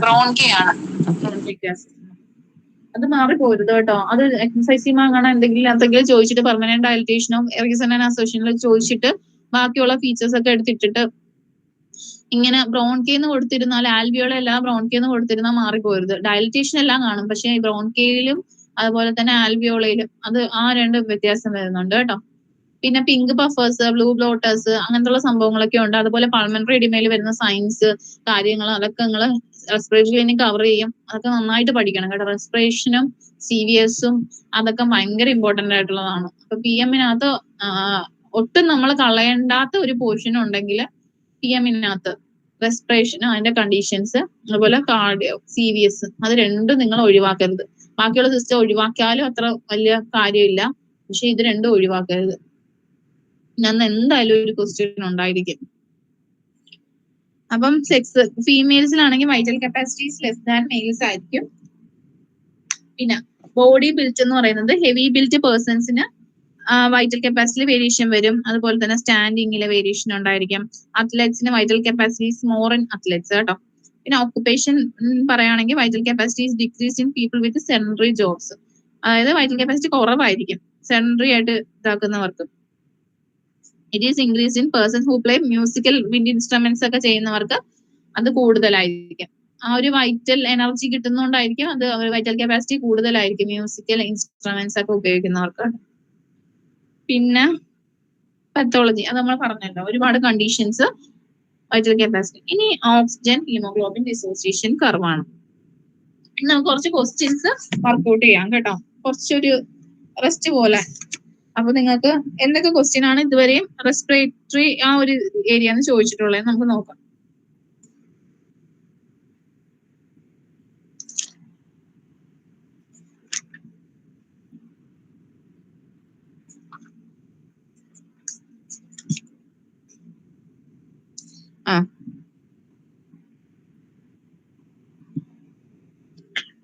അപ്പൊ ക്വസ്റ്റ്യൻ എന്ന് പറയുമ്പോഴത്തേക്കും അത് വേണ്ട, ഹാൾഡിൻ എഫക്ട് നിങ്ങൾക്ക് അതൊന്നും പറഞ്ഞു തന്നില്ലായിരുന്നല്ലോ. Volume of air in and given out during normal respiration is referred to as. Option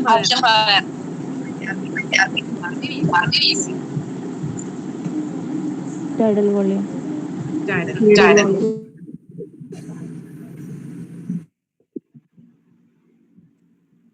air remaining in lung after normal expiration.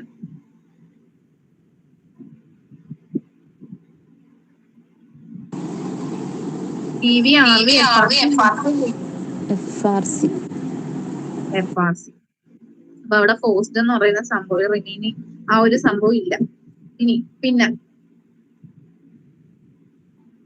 Normal vital capacity in an adult ഏകദേശം ഒന്ന് പറഞ്ഞാൽ അങ്ങനെ ചോദിച്ചാല്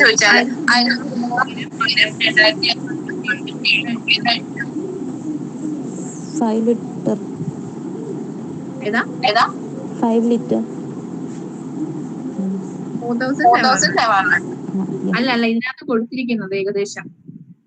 ഇനി പിന്നെ ഉള്ളതെന്ന് വെച്ചാല് spirometric and demonstrate and measure all of the following exception ആണ് TV, RV, inspiratory, reserve capacity, vital capacity.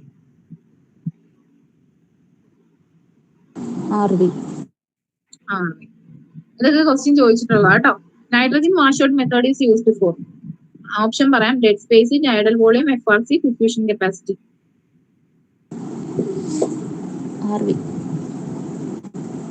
RV നമ്മൾ പറഞ്ഞില്ല. FRC പറഞ്ഞു, ഡെഡ് സ്പേസ് പറഞ്ഞു, ടൈഡൽ വോളിയം പറഞ്ഞു, ഡിഫ്യൂഷൻ കപ്പാസിറ്റി. FRC. അപ്പൊ RV ഉള്ള സ്ഥലത്തായിരിക്കണം നമ്മള് ഹീലിയം ഡൈല്യൂഷൻ മെത്തേഡ് അങ്ങനത്തുള്ള സംഭവങ്ങളൊക്കെ. പിന്നെ pulmonary function abnormalities in interstitial lung disease include all except കേട്ടോ. interstitial lung disease ആണ്. interstitial lung disease expiratory അത് നമ്മൾ വരുന്നത് റെസ്പിറേറ്ററി ഡിസീസസിനകത്താണ് വരുന്നത്. റെസ്ട്രിക്റ്റീവ് ഡിസീസസിനകത്താണ് വരുന്നത്. അല്ല, ലങ്സിന്റെ ഡിസീസസ് തന്നെ. അപ്പൊ അതിനകത്ത് വരുന്ന കുറച്ച് കാര്യങ്ങൾ എക്സെപ്ഷൻ ആണ് പറയുന്നത്. അതായത് റെസ്ട്രിക്റ്റീവ് റെസ്പിറേറ്ററി ഡിസീസിനകത്ത് വരുന്നതാണ്. ഇന്റർസ്റ്റീഷ്യൽ ലങ് ഡിസീസസ് അല്ല. അതുപോലെ തന്നെ സ്പൈൻ അബ്നോർമാലിറ്റി, CNS അതെല്ലാം വരുന്നത്. അപ്പൊ ഈ ഒരു സംഭവം ഞാൻ പറയാം, അതിന്റെ ഓപ്ഷൻസ് പറയാം. ക്വസ്റ്റ്യൻ ഒന്നും കൂടെ പറയാം. Pulmonary function abnormalities in interstitial lung disease include all അങ്ങനെയാണ് ചോദിച്ചിരിക്കുന്നത്. എക്സെപ്ഷൻ ആണ് പറയേണ്ടത്. റെഡ്യൂസ്ഡ് വൈറ്റൽ കപ്പാസിറ്റി ഉണ്ടോ? വൈറ്റൽ കപ്പാസിറ്റി കുറയോ? Interstitial lung disease. Yes. Correct. Reduce the diffusion capacity. കുറയോ? കുറയും. Reduce the total lung capacity. Yes, കുറയും. Reduce the No, അത് കൂടും. ഇല്ല, അതില്ല.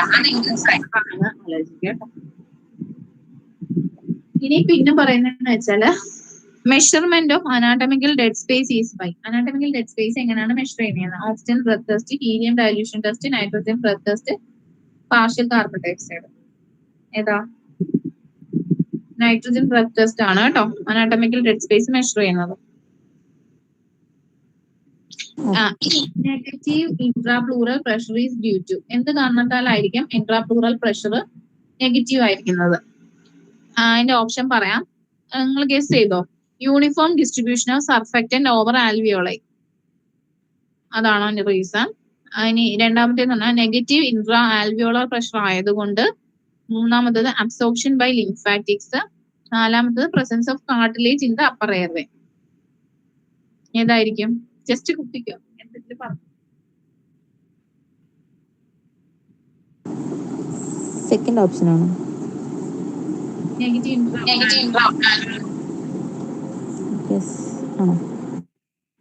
ആൻസർ വന്നിരിക്കുന്നത് absorption by lymphatics. Lymphatics absorption ആയതുകൊണ്ടാണ് ഇൻട്രാപ്ലൂറൽ പ്രഷർ നെഗറ്റീവ് ആവുന്നത് എന്നുള്ളതാണ് പറഞ്ഞിരിക്കുന്നത് കേട്ടോ. ഇനി അടുത്തത് physiological dead space calculated by Boyle's law, Dalton's law, Bohr's equation, Charles equation. Physiological dead space നമ്മൾ anatomical dead space nitrogen breath test ആണ് എവിടെയെങ്കിലും എഴുതിയിട്ടേക്കണേ. ഫിസിയോളജിക്കൽ ഡെഡ് സ്പേസ് എങ്ങനെയാണ് കാൽക്കുലേറ്റ് ചെയ്യുന്നതെന്ന് വെച്ചാൽ ബോർ ഇക്വേഷൻ ആണ് കേട്ടോ. BOHR.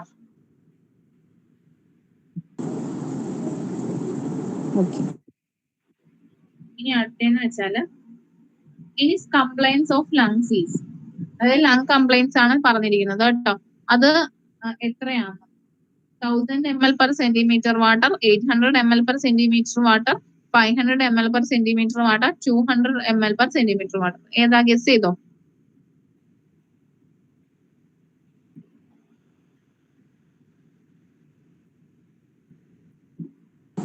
അറിയില്ല. Second option. 200 ml per centimeter. ഇനി അടുത്തത് surfactant is made up of fibrin, phospholipids, mucoprotein, fibrinogen. ഏതാ? ഫോസ്ഫോലിപ്പിഡ്സ്. ഇനി pulmonary surfactant is secreted by. Surfactant secrete ചെയ്യുന്നത് type 2 Clara cells, bronchial epithelial cells. Type 2. പിന്നെ respiratory distress syndrome is due to defect in the biosynthesis of. എന്തോത്തിന് defect കാരണമാണ് ആ respiratory distress syndrome ഉണ്ടാവുന്നതെന്നാണ് ചോദിച്ചിരിക്കുന്നത്. അതിന്റെ option പറയാം. Dipalmitoyl lecithin, dipalmitoyl cephalin, dipalmitoyl serine, dipalmitoyl inositol. ഏതായിരിക്കും? Option A ആണോ? Dipalmitoyl lecithin. ഇനി അടുത്തത് ventilation perfusion ratio is maximum at.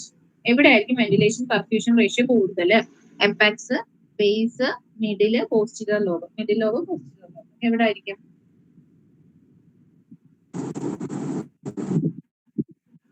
Apex. മറന്നു പോയത് കേട്ടോ. Gas used to measure diffusion capacity of lung. Diffusion capacity measure ചെയ്യാൻ വേണ്ടി യൂസ് ചെയ്യുന്ന ഗ്യാസ് ഏതാന്നുള്ളതാണ് കേട്ടോ. കാർബൺ മോണോക്സൈഡ്, നൈട്രിക് ഓക്സൈഡ്, പിന്നെ carbon dioxide, nitrogen. Nitrogen ആണോ? കാർബൺ മോണോക്സൈഡ് ആണ് കേട്ടോ കൊടുത്തിരിക്കുന്ന ആൻസർ.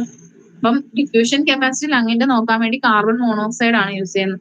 കാർബൺ മോണോക്സൈഡിന് എത്രയാ നമ്മൾ ഇത് പറഞ്ഞത്? ഓക്സിജനേക്കാളും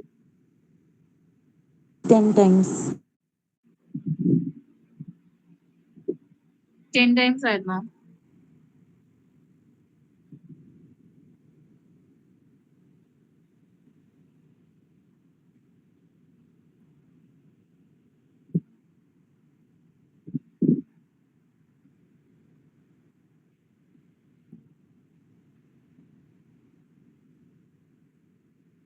Binds with 230 times more strongly than oxygen. അത് തന്നെയാണോ പറഞ്ഞിരുന്നത്?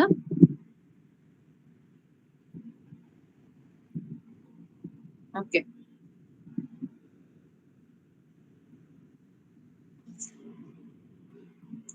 ഇനി അടുത്തത്, അപ്പൊ നമ്മൾ കുറച്ച് ക്വസ്റ്റ്യൻസും കൂടെ പറഞ്ഞു.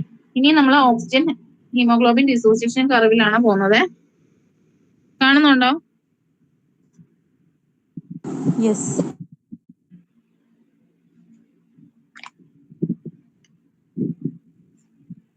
Normally in the blood haemoglobin saturated ആയിരിക്കും with oxygen only up to 95%. അതായത് 95% ഹീമോഗ്ലോബിൻ ഓക്സിജനുമായിട്ട് നോർമലി ബ്ലഡിൽ സാച്ചുറേറ്റഡ് ആയിരിക്കും. Saturation of haemoglobin with oxygen depends upon the partial pressure of oxygen. അപ്പൊ ഹീമോഗ്ലോബിന് ഓക്സിജനുമായിട്ട് സാച്ചുറേഷൻ വേണമെങ്കിൽ അത് പാർഷ്യൽ പ്രഷർ ഓഫ് ഓക്സിജനെ ഡിപ്പെൻഡ് ചെയ്തായിരിക്കും സാച്ചുറേഷൻ വരുന്നത്. Factors affecting oxygen haemoglobin dissociation curve. അപ്പം ഓക്സിജൻ ഹീമോഗ്ലോബിൻ ഡിസോസിയേഷൻ കർവിനെ അഫക്ട് ചെയ്യുന്ന കുറച്ച് ഫാക്ടേഴ്സ് ഉണ്ട്. അതായത് ഇനിയിപ്പം ഷിഫ്റ്റ് ചെയ്യുന്നത് ലെഫ്റ്റിലോട്ടാണെങ്കിൽ indicates acceptance of oxygen by haemoglobin. Oxygen accept ചെയ്തു എന്നാണ് അർത്ഥം. ഷിഫ്റ്റ് ടു ലെഫ്റ്റ് ആണെങ്കിൽ. റൈറ്റ് ആണെങ്കിൽ dissociation of oxygen from haemoglobin. Haemoglobin ഓക്സിജനിനെ ഡിസോസിയേറ്റ് ചെയ്തു എന്നാണ് അർത്ഥം. അപ്പൊ റൈറ്റിലാണ് കൂടുതലും ഷിഫ്റ്റ് ആവുന്നത്. എന്നുവെച്ചാൽ ഡിസോസിയേഷൻ കൂടുതലും വരുന്നത് റൈറ്റിലോട്ടാണ്. ലെഫ്റ്റിലോട്ട് പോയി എന്ന് വെച്ചാൽ അസോസിയേഷൻ ആണ്, അതായത് അക്സെപ്റ്റൻ ആണ്. ഓക്സിജൻ അക്സെപ്റ്റ് ചെയ്തു എന്നാണ് അർത്ഥം.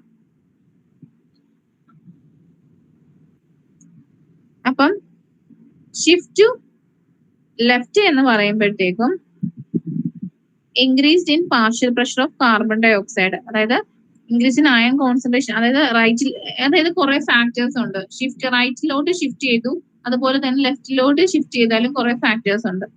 എന്തോ ഈ സംഭവം നമ്മൾ പറഞ്ഞുകൊണ്ടിരിക്കുന്നത് ഓക്സിജനും ഹീമോഗ്ലോബിനും ഉള്ള ഒരു അസോസിയേഷൻ ഡിസോസിയേഷൻ അങ്ങനത്തെ ഉള്ള സംഭവങ്ങളാണ് പറയുന്നത്.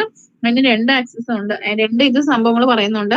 അതായത് എക്സ് ആക്സിസും വൈ ആക്സിസും. എക്സ് ആക്സിൽ നമ്മൾ കൊടുക്കുന്നതെന്ന് വെച്ചാൽ പാർഷ്യൽ പ്രഷർ ഓഫ് ഓക്സിജനും വൈ ആക്സിസിലെ പെർസെന്റേജ് സാച്ചുറേഷൻ ഓഫ് ഹീമോഗ്ലോബിൻ, ഹീമോഗ്ലോബിന്റെ സാച്ചുറേഷനും. എച്ച് ബിയും ഓക്സിജന്റും ആണ്. അപ്പം അത് രണ്ടും എപ്പോഴും കമ്പൈൻ ചെയ്തേ പോകത്തുള്ളൂ.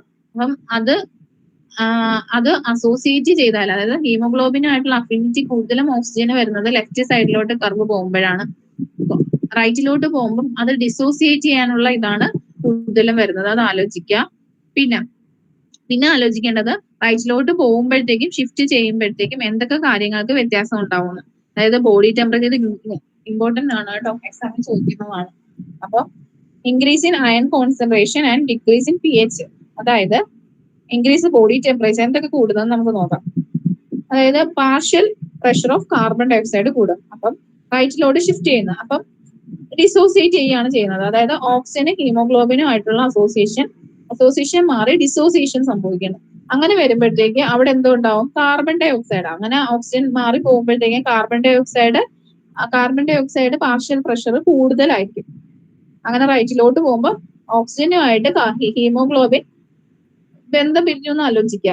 അപ്പം അങ്ങനെ വരുമ്പം അവിടെ കാർബൺ ഡൈ ഓക്സൈഡ് ആയിരിക്കും എന്തുവാ അതിന്റെ ഇടയിൽ കാർബൺ ഡൈ ഓക്സൈഡിന്റെ അളവ് കൂടും. കാരണം അവർ രണ്ടുപേരും ബന്ധം തെറ്റിയല്ലോ. അപ്പൊ പാർഷ്യൽ കാർബൺ ഡൈ ഓക്സൈഡ് അവിടെ കൂടുതലായിരിക്കും. അതുപോലെ തന്നെ അയൺ കോൺസെൻട്രേഷൻ കൂടുതലായിരിക്കും. അതിന് ഡിക്രീസ് ഇൻ pH. അതായത് pH ന്റെ അളവ് കുറവായിരിക്കും. pH കുറയുന്നു. pH കുറയുകയാണെങ്കിൽ എന്തായിരിക്കും? pH കുറയുന്നു എന്ന അർത്ഥം അസിഡിറ്റിയിലോട്ട് വരെയാണ് അർത്ഥം. അത് ആലോചിക്കുക. അയൺ കോൺസെൻട്രേഷൻ കൂടുതലായിരിക്കും, അതായത് കാർബൺ ഡൈ ഓക്സൈഡ് കൂടുന്നു. അപ്പൊ കാർബൺ ഡൈ ഓക്സൈഡ് കൂടുമ്പോൾ കാർബൺ ഡൈ ഓക്സൈഡിന് അയോൺസ് എത്ര ഉണ്ടോ അതൊക്കെ കൂട്ടിയാണ് കാർബൺ ഡൈ ഓക്സൈഡ് ചെയ്യുന്നത്. വെറുതെ അവിടെ ഇരിക്കത്തില്ല. എല്ലാവരുടെ പറയും ഓക്സിജനും ഹീമോഗ്ലോബിനും തമ്മിൽ തെറ്റിയിട്ടുണ്ട്, അപ്പൊ നമുക്ക് ബാക്കിയുള്ള ആൾക്കാർ വന്നോ, കാരണം ഓക്സിജൻ മാറിയല്ലോ, ഹീമോഗ്ലോബിനായിട്ട് അവർക്ക് ഒരു അസോസിയേഷൻ ഇല്ല. അപ്പൊ അങ്ങനെ വരുമ്പോഴത്തേക്ക് അയണിനെ കൂട്ടും. പക്ഷെ അങ്ങനെ അയണൊക്കെ കൂടുമ്പോഴത്തേക്കും അവിടെ എന്തോ ആസിഡിറ്റിക് ആവും. എന്ന് വെച്ചാൽ അവിടെ ഒരു pH ന്റെ അളവ് എന്ന് പറയുന്നത് കുറയും, അസിഡിറ്റി സംഭവിക്കും. ബോഡി ടെമ്പറേച്ചർ, അപ്പം അങ്ങനെയൊക്കെ വരുമ്പോഴത്തേക്കും ബോഡി ടെമ്പറേച്ചർ കൂടും. കാർബൺ ഡൈ ഓക്സൈഡ് കൂടുന്നു, ബോഡി ടെമ്പറേച്ചർ കൂടുന്നു, അയണിന്റെ കോൺസെൻട്രേഷൻ കൂടുന്നു. കുറയുന്നത് pH ആണ്. ഇനി എക്സസ് ഓഫ് ഡൈപാൽമറ്റൈൽ DPG എന്തായിരുന്നു? DPG എന്തായിരുന്നു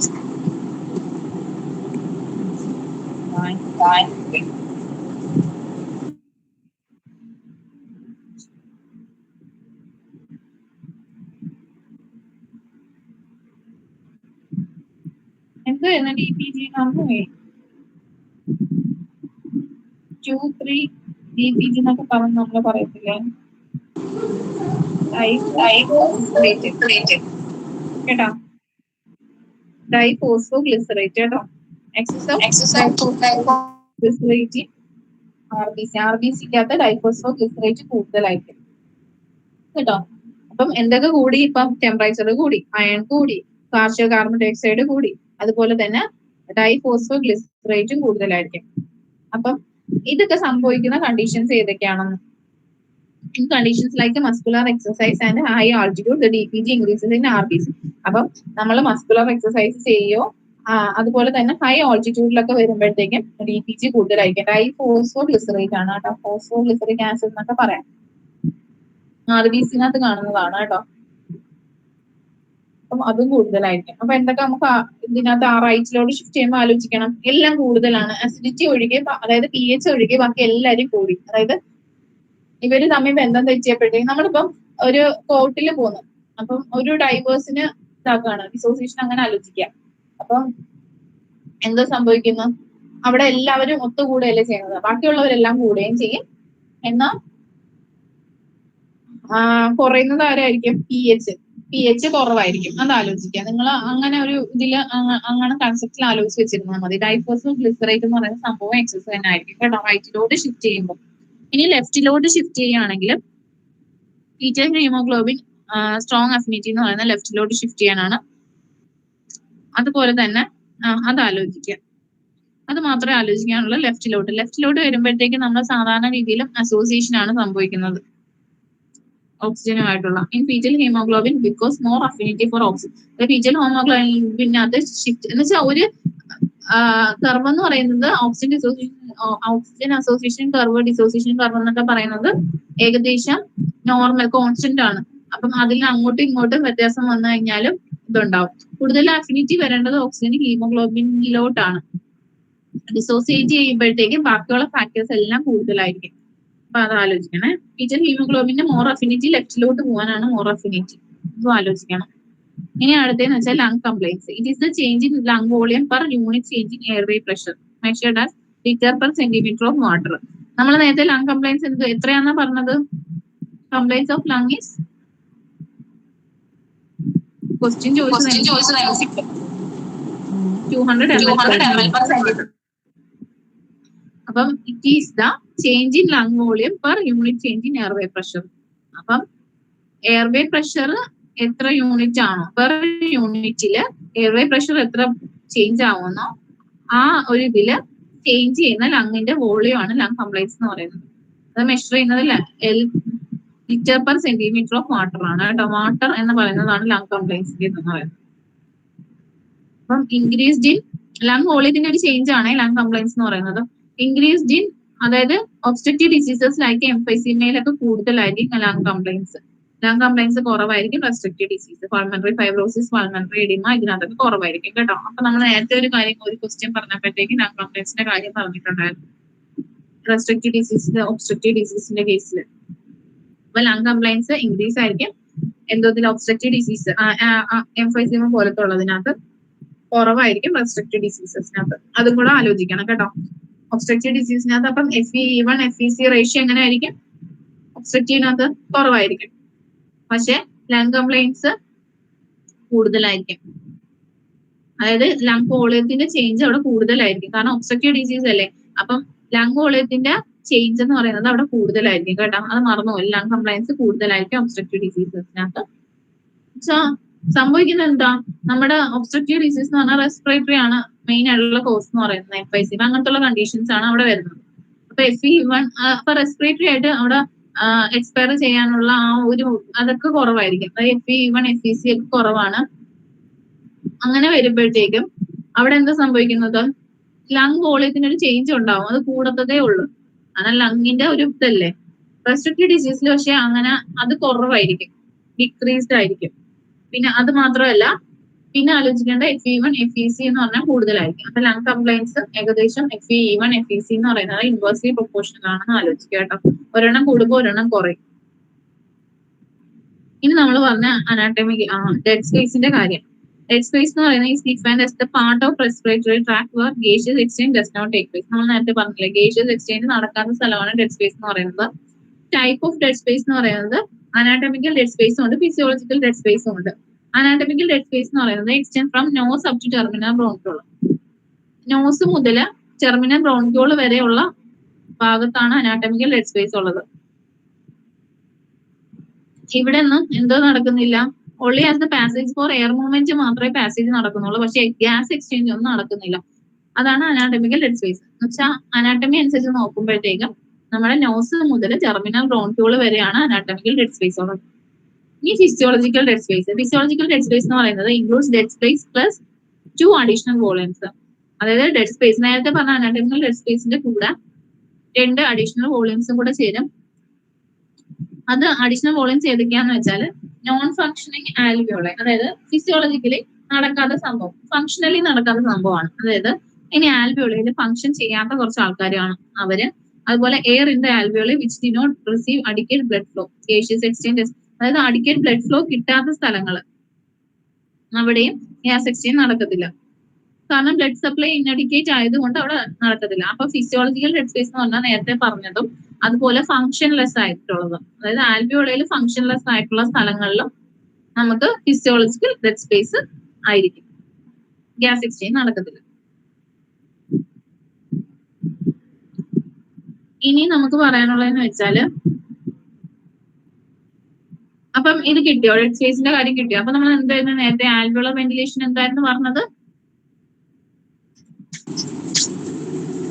alveolar ventilation, tidal volume minus dead space into respiratory rate. Respiratory rate കേട്ടോ. 4.2 ലിറ്റർ ഏകദേശം വരുന്നത് കേട്ടോ. 4, 5, 6. 4 ആരാ? ഇത് ആൽവെോളർ വെന്റിലേഷൻ. പൾമണറി വെന്റിലേഷൻ എത്ര?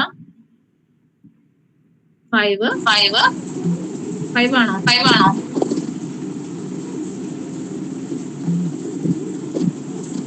6 അല്ലേ? Pulmonary Yes. 5 ആരായിരുന്നു?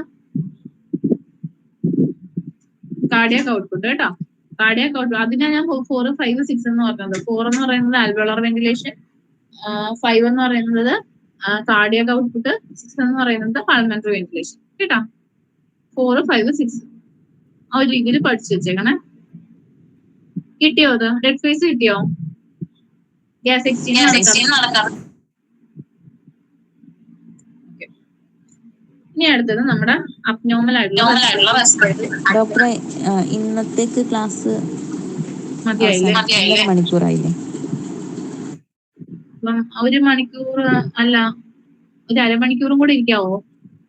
ഈ റെസ്പിറേഷൻ അങ്ങ് തീർക്കാറുണ്ട് നമുക്ക്. ഓക്കെ. വെള്ളമൊക്കെ കുടിച്ചിട്ടിരുന്നോ? നമുക്ക് കുറച്ച് ക്വസ്റ്റ്യൻസ് നോക്കിയിട്ട് ഇതും കൂടെ അങ്ങ് കംപ്ലീറ്റ് ആക്കിയാലേ പിന്നെ നിങ്ങൾക്ക് എടുത്ത് വെച്ച് നോക്കിയാൽ മതിയല്ലോ. ഓക്കെ അല്ലേ? ഓക്കെ. അപ്പം നമുക്കറിയാം Cheyne Stokes respiration, Biot's respiration, Kussmaul's respiration, എങ്ങനെ ഗ്യാസ്. ഇപ്പൊ ഓൺലൈൻ കേസ് എന്ന് പറയുന്നത് പണ്ട് രാജാവ് ഒരു ഇതിന് ഒരു രാജാവ് ഒരു സ്ത്രീയെ, ഓൺലൈൻ എന്ന് പറയുന്ന ഒരു സ്ത്രീയാണ് കേട്ടോ, ആ ഒരു സ്ത്രീനെ ശപിച്ച ഒരു സംഭവമാണ് കേട്ടോ. എന്ന് വെച്ചാൽ ഓട്ടോമാറ്റിക് റെസ്പിറേഷൻ എല്ലാം പോവട്ടെ എന്ന് പറഞ്ഞ് അങ്ങനെ ശപിക്കുമ്പോഴത്തേക്ക് ഉറക്കത്തിൽ ശരിക്കും പറഞ്ഞാൽ വോളണ്ടറി ഇതൊക്കെ പോട്ടെ എന്ന് പറഞ്ഞായിരുന്നു ശപിച്ചത്. എന്ന് വെച്ചാൽ ഉറക്കത്തിൽ നമുക്ക് ശരിക്കും പറഞ്ഞാല് നമ്മള് ഇൻവോളണ്ടറി ആയിട്ടല്ല, നമ്മൾ സാധാരണ രീതിയിൽ നമുക്ക് ഇൻവോളണ്ടറി ആയിട്ട് നമുക്ക് ശ്വാസം എടുത്ത് വിടാം. പക്ഷെ വോളണ്ടറി ആയിട്ട് ഉറക്കത്തിൽ ഒരു ഓട്ടോമാറ്റിക് കൺട്രോൾ ഇല്ല എന്ന് വെച്ചാൽ ഓട്ടോമാറ്റിക് കൺട്രോൾ ഇല്ല എങ്കിൽ നമ്മൾ മരിച്ചതിന് തുല്യമാണ്.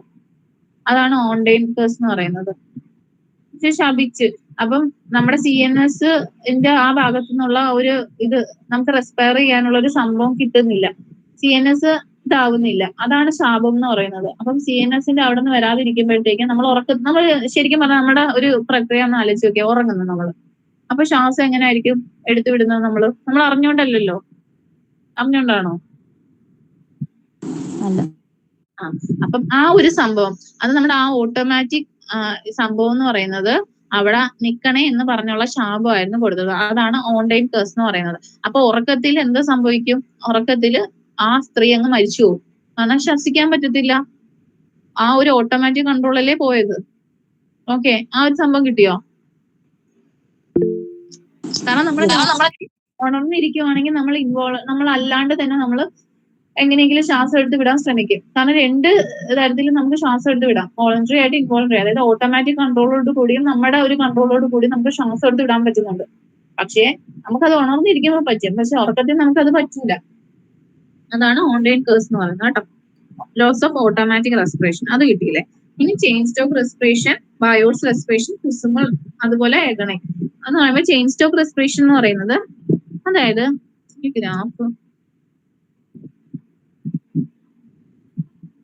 ഗ്രാഫ് ഞാൻ അത് മറന്നു. ഓക്കെ, അതായത് ഒരു പീരിയോഡിക് ആയിട്ട് അപ്നിയ, ഹൈപ്പർ അപ്നിയ, അതായത് ഇല്ല ഞാൻ എന്റെ സാധനം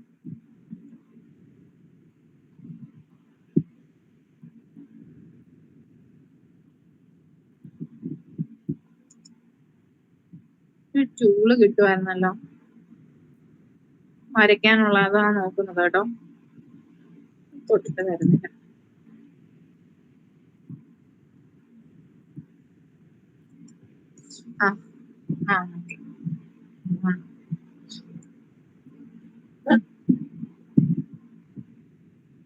അതായത് പീരിയോഡിക് അപ്നിയ, ഹൈപ്പർ അപ്നിയ എന്ന് വെച്ചാൽ എന്താ? നമുക്ക് അപ്നിയ എന്ന് പറഞ്ഞാൽ എന്താ? ശ്വാസം കിട്ടുന്നില്ല എന്ന് വെച്ചാൽ അവിടെ ശ്വസിക്കുന്നില്ല, പിന്നെ ഭയങ്കരമായിട്ട് ശ്വസിക്കുന്നു. പിന്നെയും ശ്വസിക്കുന്നില്ല, ഭയങ്കരമായിട്ട് ശ്വസിക്കുന്നു. അങ്ങനെ ആ ഒരു ഇതിനെയാണ് ചെയിൻ സ്റ്റോക്ക് റെസ്പിറേഷൻ എന്ന് പറയുന്നത്. പീരിയോഡിക് ആയിട്ട് അപ്നിയ, ഹൈപ്പർ അപ്നിയ വരുന്നത്. ഇതിനകത്ത് ക്വസ്റ്റ്യൻ എന്താ ചോദിക്കുന്നതെന്ന് വെച്ചാൽ ഇതിനകത്തൊക്കെയാണ് ചെയിൻ സ്റ്റോക്ക് റെസ്പിറേഷൻ കാണിക്കുന്നതെന്ന്. യുറീമിയ, അതുപോലെ opiates poisoning, chronic congestive failure, chronic renal failure, hypoxia, അതിനകത്തൊക്കെ ആയിരിക്കും ഒരു പീരീഡിൽ നമുക്ക് ഒന്ന് ആലോചിച്ച് നോക്കിയാൽ നമ്മുടെ കിഡ്നിയൊക്കെ ഫെയിലായി. കിഡ്നി ഫെയിൽ ആകുമ്പോൾ എന്താ സംഭവിക്കുക? നമുക്ക് ശ്വാസം എന്ന് പറയുന്നത് നമ്മൾ കണ്ടിട്ടില്ലേ കുറെ വലിക്കുന്നത്, ആദ്യമൊന്നും ശ്വാസം ഇല്ലായിരിക്കും, പിന്നെ ഭയങ്കരമായിട്ട് വലിക്കും, പിന്നെയും ശ്വാസം ഇല്ല, അങ്ങനെ. അതുപോലെ നമ്മുടെ ക്രോണിക് കൺജസ്റ്റീവ് ഫെയിലിയർ, ഹാർട്ടിന് പ്രശ്നം പറ്റി. അതുപോലെ ഹൈപ്പോക്സിയ, നമുക്ക് ഓക്സിജൻ നന്നായിട്ട് കിട്ടുന്നില്ല. അതുപോലെ എന്തെങ്കിലും പോയിസണിങ്ങിന്റെ കേസ് കണ്ടിട്ടില്ലേ? ഓരോരുത്തരിങ്ങനെ പോയിസണിങ് പിടിച്ച് കിടക്കുമ്പോഴത്തേക്കും അവിടെ ചെയിൻ സ്റ്റോക്ക് റെസ്പിറേഷൻ അല്ലേ? ശ്വാസം ആദ്യം ഭയങ്കരമായിട്ട് വലിക്കും, പിന്നെ ഒന്നും ശ്വാസമില്ല, ഭയങ്കരമായിട്ട് വലിക്കും, പിന്നെ ശ്വാസമില്ല. അങ്ങനെ ആ ഒരു രീതിയിലായിരിക്കും ചെയിൻ സ്റ്റോക്ക് റെസ്പിറേഷൻ വരുന്നത്. പിന്നെ ബയോട്സ് ബ്രീത്തിങ് എന്ന് പറയുന്നത് അത് നമ്മുടെ മെനിഞ്ചൈറ്റിസിനകത്ത് കാണിക്കുന്നത് പീരിയോഡിക് ബ്രീത്തിങ് ആണ്, ഇറഗുലർ ആണ്. എന്ന് വെച്ചാൽ നമ്മള് ഒരു റെഗുലാരിറ്റി ഇല്ല, എന്ന് വെച്ചാൽ മൊത്തത്തിൽ ഒരു ഇറഗുലർ ഇതായിട്ടുള്ള ഇതാണ് ബയോട്സ് ബ്രീത്തിങ് എന്ന് പറയുന്നത്. കുസ്തുമോൾസ് ബ്രീത്തിങ് എന്ന് പറയുന്നത് നമുക്ക് ശരിക്കും പറഞ്ഞ ഒരു എയർ ഹങ്കർ ആണ്. റാപ്പിഡ് ആൻഡ് ഭയങ്കര ആഴത്തില് ഡീപ്പായിട്ട് ബ്രീത്ത് ചെയ്യുന്നതിനെയാണ് കുസ്തുമോൾസ് ബ്രീത്തിങ് എന്ന് പറയുന്നത്. അത് മെറ്റബോളിക് അസിഡോസിസിനകത്താണ് കാണിക്കുന്നത്. അതുപോലെ നമ്മുടെ നേരത്തെ പറഞ്ഞ യുറീമിയനകത്തൊക്കെ കാണിക്കും. ഡയബറ്റിക് കീറ്റോ അസിഡോസിസിനകത്തൊക്കെ കുസ്തുമോൾസ് ബ്രീത്തിങ് ആണെന്ന് ആലോചിക്കാം. പിന്നെ എഗണൽ ഗാസ്പ് എന്ന് പറയുന്നത് ടെർമിനൽ റെസ്പിറേറ്ററി പാറ്റേൺ ആണ്. ലോവർ ബ്രെയിൻ സ്റ്റെം അല്ലെങ്കിൽ മെഡുലറി ഡാമേജ് ആണ് അവിടെ നിന്ന്. എന്നുവെച്ചാൽ ടെർമിനൽ ആയിട്ട് ഭയങ്കരമായിട്ട് റെസ്പിറേറ്ററി ഇത് വരുന്നതാണ് എഗണൽ ഗ്യാസ്പ് എന്ന് പറയുന്നത്. ഒരു ഗ്യാസ് ആ ഒരു രീതിയിലുള്ള ഇതേ ഉള്ളൂ. നമ്മുടെ ബ്രെയിൻ സ്റ്റെം അല്ലെങ്കിൽ മെഡുലറി ഡാമേജ് ആകുമ്പോഴാണ് അങ്ങനെ ഒരു എഗണൽ ഗ്യാസ്പ് വരുന്നത്. അപ്പം ചെയിൻ സ്റ്റോക്ക് റെസ്പിറേഷൻ നമ്മൾ സാധാരണ അപ്നിയ, ഹൈപ്പർ അപ്നിയ അങ്ങനെ ഒരു പീരിയോഡിക്കലായിട്ട് വരുന്നതിനെയാണ് പറയുന്നത്. അത് നമുക്ക് കുറെ ഫെയിലിയറിന്റെ കേസിലൊക്കെയാണ് അത് കാണിക്കുന്നത്. അതുപോലെ പോയിസണിങ്ങിന്റെ കേസിലും ചെയിൻ സ്റ്റോക്ക് ആണ്. ബയോട്സ് എന്ന് പറയുന്നത് ഇറഗുലർ ആയിട്ടുള്ള ബ്രീത്തിങ് ആണ്. കുസുമോൾസ് എന്ന് പറഞ്ഞാൽ ഭയങ്കര റാപ്പിഡും അതുപോലെ ഡീപ്പ് ബ്രീത്തിങ് ആണ്, എയർ ഹങ്കർ ആണ്. എഗണൽ ഗ്യാസ്പ് ടെർമിനൽ ആയിട്ടുള്ള റെസ്പിറേറ്ററി പാറ്റേൺ ആണ്. ഓൺ ടൈം കോഴ്സ് ഞാൻ പറഞ്ഞല്ലോ, ലോസ് ഓഫ് ഓട്ടോമാറ്റിക് റെസ്പിറേഷൻ ആണ്. ഇനി പറയുന്നതെന്ന് വെച്ചാല് ഒരു molecule of haemoglobin can bind maximum, അത് വേണം കേട്ടോ, ഇമ്പോർട്ടന്റ് ആണ്. ഒരു molecule haemoglobin can bind A maximum 4 molecule of oxygen. അപ്പം ആലോചിക്കാം, നമ്മൾ ഹീമോഗ്ലോബിൻ ഓക്സിജനുമായിട്ടാണ് ബൈൻഡ് ചെയ്യുന്നത്. അപ്പം ഹീമോഗ്ലോബിൻ ഒരെണ്ണത്തിന് എത്ര മോളിക്യൂൾ ഓക്സിജൻ? 4 മോളിക്യൂൾ ഓക്സിജൻ ആണ് വേണ്ടത്. നമ്മൾ വാട്ടറിന്റെ കാര്യം പറയുമ്പോൾ H2O എന്നല്ലേ പറയുന്നത്. അപ്പം ഇവിടെ പറയേണ്ടതെന്ന് വെച്ചാല് ഓക്സിജൻ ശരിക്കും പറഞ്ഞാല് നമ്മുടെ ഹൈഡ്രജന്റെ ഇതെന്തോ നമ്മള് പറയുന്ന 1 എന്നും ഓക്സിജൻ 2 എന്നും അല്ലേ നമ്മൾ വാലൻസി പഠിച്ചിട്ടുള്ളത്. ഇവിടെ ആലോചിക്കേണ്ടതെന്ന് വെച്ചാല് നമ്മുടെ ഹീമോഗ്ലോബിന്റെ കൂടെ ഓക്സിജൻ എന്ന് പറയുന്നത് 4 എണ്ണമാണെന്ന് ആലോചിക്കുക. അതായത് ഹീമോഗ്ലോബിന്റെ കൂടെ 4 ഓക്സിജൻ മോളിക്യൂൾ ഉണ്ടെങ്കിൽ മാത്രമേ അവർ അക്സെപ്റ്റ് ചെയ്യത്തുള്ളൂ. അപ്പം ഒറ്റയ്ക്ക് പോയിട്ട് ഞാൻ ഒറ്റ ഒരെണ്ണത്തിന് എടുത്തോണ്ട് വരുന്നത് അവർ സമ്മതിക്കത്തില്ല. ഒരു 4 മോളിക്യൂൾ ഓഫ് ഓക്സിജൻ എങ്കിലും വേണം. 4 പേരുണ്ടെങ്കിൽ ഞാൻ കൊണ്ടുപോവാം എന്നുള്ളൊരു ഇതാണ് ഹീമോഗ്ലോബിൻ എന്നുള്ളത്. Each molecule of haemoglobin can bind A maximum 4 molecules of oxygen. Each molecule of haemoglobin can bind A maximum of 1 molecule of 2,3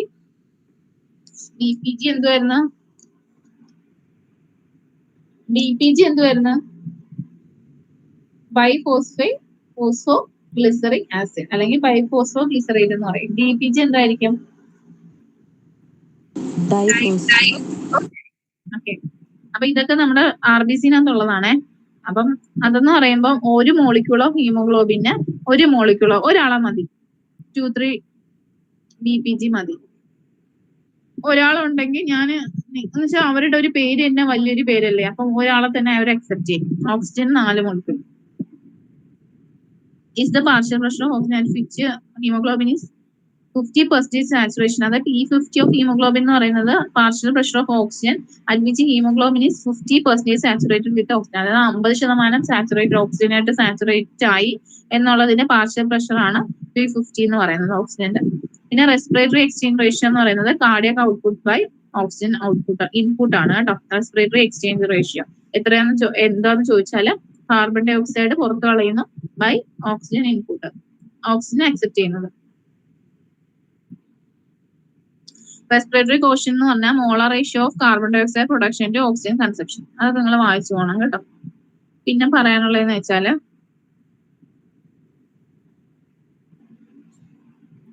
under resting condition, each 100 ml of blood transport 5 ml of oxygen to tissues and carry 4 ml of carbs. അത് നമ്മൾ പറഞ്ഞായിരുന്നല്ലോ. Oxygen 5 ml ആണ് കൊടുക്കുന്നത്. 4 ml carbon dye ഓക്സൈഡിന്റെ കാര്യം നമ്മൾ പറഞ്ഞില്ല. 4 ml of carbon dioxide ആണ് നമ്മളെ ടിഷ്യൂസിൽ നിന്ന് ലങ്സിലോട്ട് വന്നത്. അപ്പം കാർബൺ ഡൈ ഓക്സൈഡ്, അതായത് ഓക്സിജൻ കൊടുക്കുന്നു, കാർബൺ ഡൈ ഓക്സൈഡ് മേടിക്കുന്നു, കാർബൺ ഡൈ ഓക്സൈഡ് പുറത്തു കളയുന്നു, അങ്ങനെയല്ലായിരുന്നു.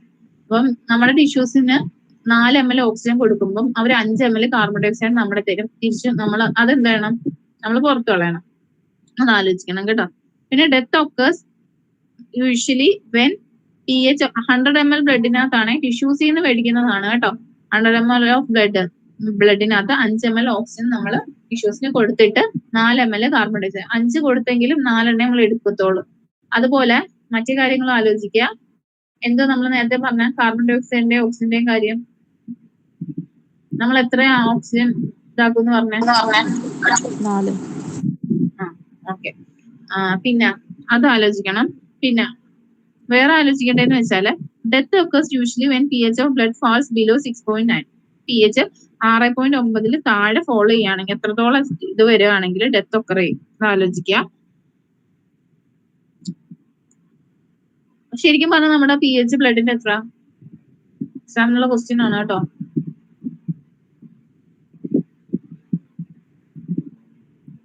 എത്ര? 7.4. അത് മറന്നു പോയത്. കാരണം അത് വെച്ചിട്ടാണ് നമ്മൾ എന്ത് പറഞ്ഞത്, ആസിഡ് ബേസ് ബാലൻസും അങ്ങനത്തെ ഇലക്ട്രോലൈറ്റ്സിന്റെ ഇത് നമ്മൾ മെഷർ ചെയ്യുന്നത് കേട്ടോ. അത് മറക്കല്ലേ. ABG വെച്ചിട്ട് ആർട്ടിലെ ബ്ലഡ് ഗ്യാസ് നമ്മൾ നോക്കി അതിനകത്തുള്ള ഓരോ സംഭവങ്ങള് ഇലക്ട്രോലൈറ്റ്സിന്റെ മെഷർമെന്റ്, അതായത് അത് കീറ്റോസിഡോസിസ് അല്ലല്ലേ, റെസ്പിറേറ്ററി ആൽക്കലോസിസ് ആണോ റെസ്പിറേറ്ററി അസിഡോസിസ് ആണോ എന്നൊക്കെ മെഷർ ചെയ്യുന്നത് അത് വെച്ചിട്ടാണ് കേട്ടോ. നമ്മുടെ നോർമൽ ആയിട്ടുള്ള ബ്ലഡിന്റെ ഇത് അറിഞ്ഞാൽ മാത്രമേ pH കൂടിയിട്ടുണ്ടോ കുറഞ്ഞിട്ടുണ്ടോ എന്ന് അറിയാൻ പറ്റത്തുള്ളൂ. അസിഡിറ്റി ആൽക്കലൈനിറ്റി അറിയാൻ പറ്റും. അപ്പൊ അത് ആലോചിക്കാം. പിന്നെ ബോർ എഫക്റ്റും ഹാൽഡേൻ എഫക്റ്റും. Decrease of oxygen affinity of haemoglobin when pH of blood falls. അതായത് pH കുറയുമ്പോഴത്തേക്കും ഓക്സിജൻ അഫിനിറ്റി ഓഫ് ഹീമോഗ്ലോബിൻ കുറയും. അതിനെയാണ് ബോർ എഫക്റ്റ് എന്ന് പറയുന്നത്. ഹാൽഡേൻ എഫക്റ്റ് എന്ന് പറഞ്ഞാല് അതായത് ഓക്സിജൻ അഫിനിറ്റി ഹീമോഗ്ലോബിന്റെ pH കുറയും. pH കുറയാന്ന് വെച്ചാൽ അസിഡിറ്റിയിലോട്ട് വരുമ്പോഴത്തേക്കും ഓക്സിജന് പറ്റത്തില്ല. അസിഡിറ്റി ആവുന്നു എന്ന് പറയുമ്പോൾ ഓക്സിജൻ നമ്മൾ നേരത്തെ പറഞ്ഞായിരുന്നു ആ ഒരു കർവിനകത്ത് എന്തായിരുന്നു പറഞ്ഞേ, റൈറ്റിലോട്ട് പോകുമ്പോഴത്തേക്കും ഡിസോസിയേഷൻ ആണ് ഉണ്ടാവുന്നത്, ഓക്സിജൻ അഫിനിറ്റി കുറയാണ് ചെയ്യുന്നത്, pH അവിടെ കുറയും അല്ലെ, നമ്മൾ അങ്ങനെയല്ലേ പറഞ്ഞേ?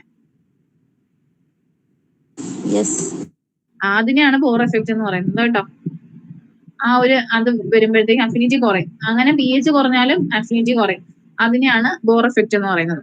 ഹാൽഡൻ എഫക്റ്റ് എന്ന് പറയുന്നത് binding of oxygen to haemoglobin in alveolar capillary bed augments carbon dioxide uploading from capillary blood to health. അതായത് നമ്മുടെ ഓക്സിജൻ ഹീമോഗ്ലോബിൻ ആയിട്ട് ബൈൻഡ് ചെയ്യുന്നതും അതുപോലെ കാർബൺ ഡൈ ഓക്സൈഡ് പുറത്ത് കളയുന്നതും ആൽവിയോളേക്ക് തിരിച്ചു കൊടുക്കുന്നതിനെയാണ് നമ്മൾ എന്ത് പറയുന്നത്, ഹാൽഡൻ എഫക്റ്റ് എന്ന് പറയുന്നത്. ഓക്സിജൻ ബൈൻഡ് ചെയ്യുന്നു, കാർബൺ ഡൈ ഓക്സൈഡ് കാപ്പിലറി ബ്ലഡിന് കൊടുക്കുന്നു, അതിനെയാണ് ഹാൽഡൻ എഫക്റ്റ് എന്ന് പറയുന്നത്. ഈ work done in normal breathing 0.5 kilogram per minute ആണ്. Maximum work done in is ഇത് വേണം കേട്ടോ. PEFR, peak expiratory flow rate, is the single best test for measurement of ventilatory insufficiency. അത് വേണം കേട്ടോ. നമ്മൾ ആ പറഞ്ഞ ഊതാനം വെക്കാനൊക്കെ പറഞ്ഞ ആ ഒരു സംഭവമാണ് peak expiratory flow rate.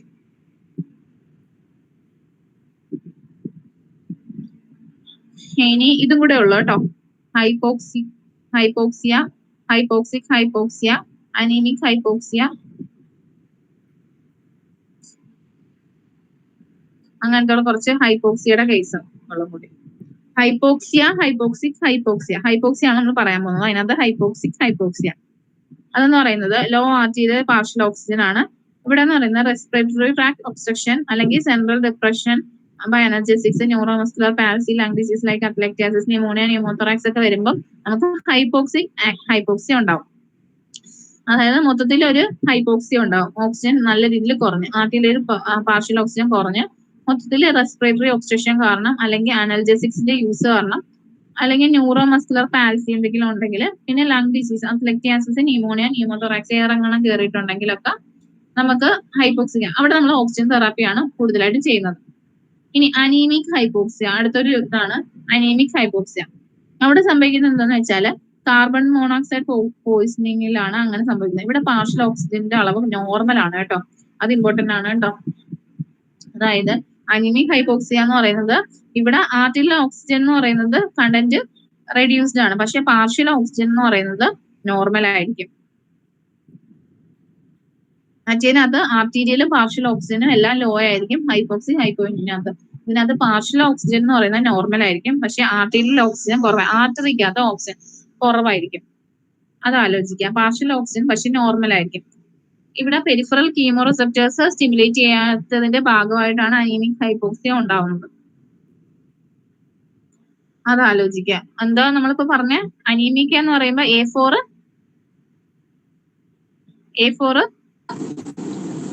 Arterial അത്ര ആലോചിച്ചാൽ മതി കേട്ടോ. ഇനി അടുത്ത stagnant hypoxia develops when velocity of blood is very poor. അതായത് നമ്മുടെ ബ്ലഡിനകത്ത് വെലോസിറ്റി കുറവാണെങ്കിലാണ് സ്റ്റാഗ്നന്റ് ഹൈപ്പോക്സിയ ഉണ്ടാവുന്നത്. അത് നമ്മൾ ആലോചിച്ചൂടെ, കാർഡിയാക് ഫെയിലിയർ, സർക്കുലേറ്ററി ഷോക്ക് ഒക്കെ വരുമ്പോൾ അവിടെ എന്തായിരിക്കും, അവിടെ പാർഷ്യൽ ഓക്സിജൻ ഒക്കെ, ഇനിയുള്ളത് പാർഷ്യൽ ഓക്സിജൻ ഒക്കെ നോർമൽ ആയിരിക്കും. അപ്പം വരുന്നതെന്ന് വെച്ചാല് ബ്ലഡിന്റെ വെലോസിറ്റി കുറയുന്നു, അതിനർത്ഥം എന്തായിരിക്കും, സ്റ്റാഗ്നന്റ് ആയിരിക്കും, ബ്ലഡ് അത്രയും വെലോസിറ്റിയിൽ പമ്പ് ചെയ്യുന്നില്ല, സ്റ്റാഗ്നന്റ് ആയിട്ടായിരിക്കും കിടക്കുന്നത്. അപ്പൊ അങ്ങനെ വരുമ്പം കാർഡിയക് ഫെയിലിയറിൽ, അതായത് ഷോക്കിനകത്ത് അങ്ങനെയല്ലേ, പെർഫ്യൂഷൻ ഒക്കെ കുറയുന്നു, സർക്കുലേഷൻ കുറയുന്നു, അങ്ങനെ വരുന്ന ഇതാണ് സ്റ്റാഗ്നന്റ് ഹൈപ്പോക്സിയ. അവിടെ പാർഷ്യൽ ഓക്സിജൻ നോർമൽ ആയിരിക്കും. പിന്നെ ഹിസ്റ്റോടോക്സിക് ഹൈപ്പോക്സിയ, അതായത് defective tissue oxygen, cyanide poisoning കേട്ടോ. ഹിസ്റ്റോടോക്സിക് അതായത് ടിഷ്യൂവിനകത്തുള്ള ഓക്സിജനേഷൻ, അത് ഹിസ്റ്റോടോക്സിക് ആ പേരിൽ തന്നെ ഉണ്ട്. ടിഷ്യൂ ഇതെന്ന് പറയുന്നത് ഡിഫക്റ്റീവ് ആവുന്നതാണ്. ഓക്സിജൻ തെറാപ്പി ഇവിടെ പക്ഷെ നോട്ട് യൂസ്ഫുൾ ആണ് കേട്ടോ, അത് ഇമ്പോർട്ടന്റ് ആണ് കേട്ടോ. നേരത്തെ നമ്മൾ ഓക്സിജൻ തെറാപ്പി ചെയ്യാൻ പറ്റുന്ന കണ്ടീഷൻ പറഞ്ഞായിരുന്നു, മോസ്റ്റ് യൂസ്ഫുൾ ഇൻ ഹൈപ്പോക്സിക്കിനകത്തും അതുപോലെ ബാക്കിയുള്ളതിനകത്തും കുഴപ്പമൊന്നുമില്ല. പക്ഷെ ഇവിടെ എന്ന് പറയുന്നത് ഹിസ്റ്റോടോക്സിക്കിനകത്ത് ടിഷ്യൂ ഓക്സിജൻ തന്നെ അവിടെ ഡിഫക്റ്റീവ് ആയിട്ട് ഇരിക്കുകയാണ്. അപ്പൊ ഹിസ്റ്റോടോക്സിക് ഹൈപ്പോക്സിനും ഓക്സിജൻ തെറാപ്പി യൂസ്ഫുൾ അല്ല സൈനൈഡ് പോയിസണിനകത്ത്, അത് ആലോചിക്കുക കേട്ടോ. അതുകൊണ്ട് സൈനൈഡ് ഒക്കെ കഴിക്കുമ്പോഴത്തേക്കും പെട്ടെന്ന് മരിച്ചു പോവുകയൊക്കെ ചെയ്യുന്നു. The best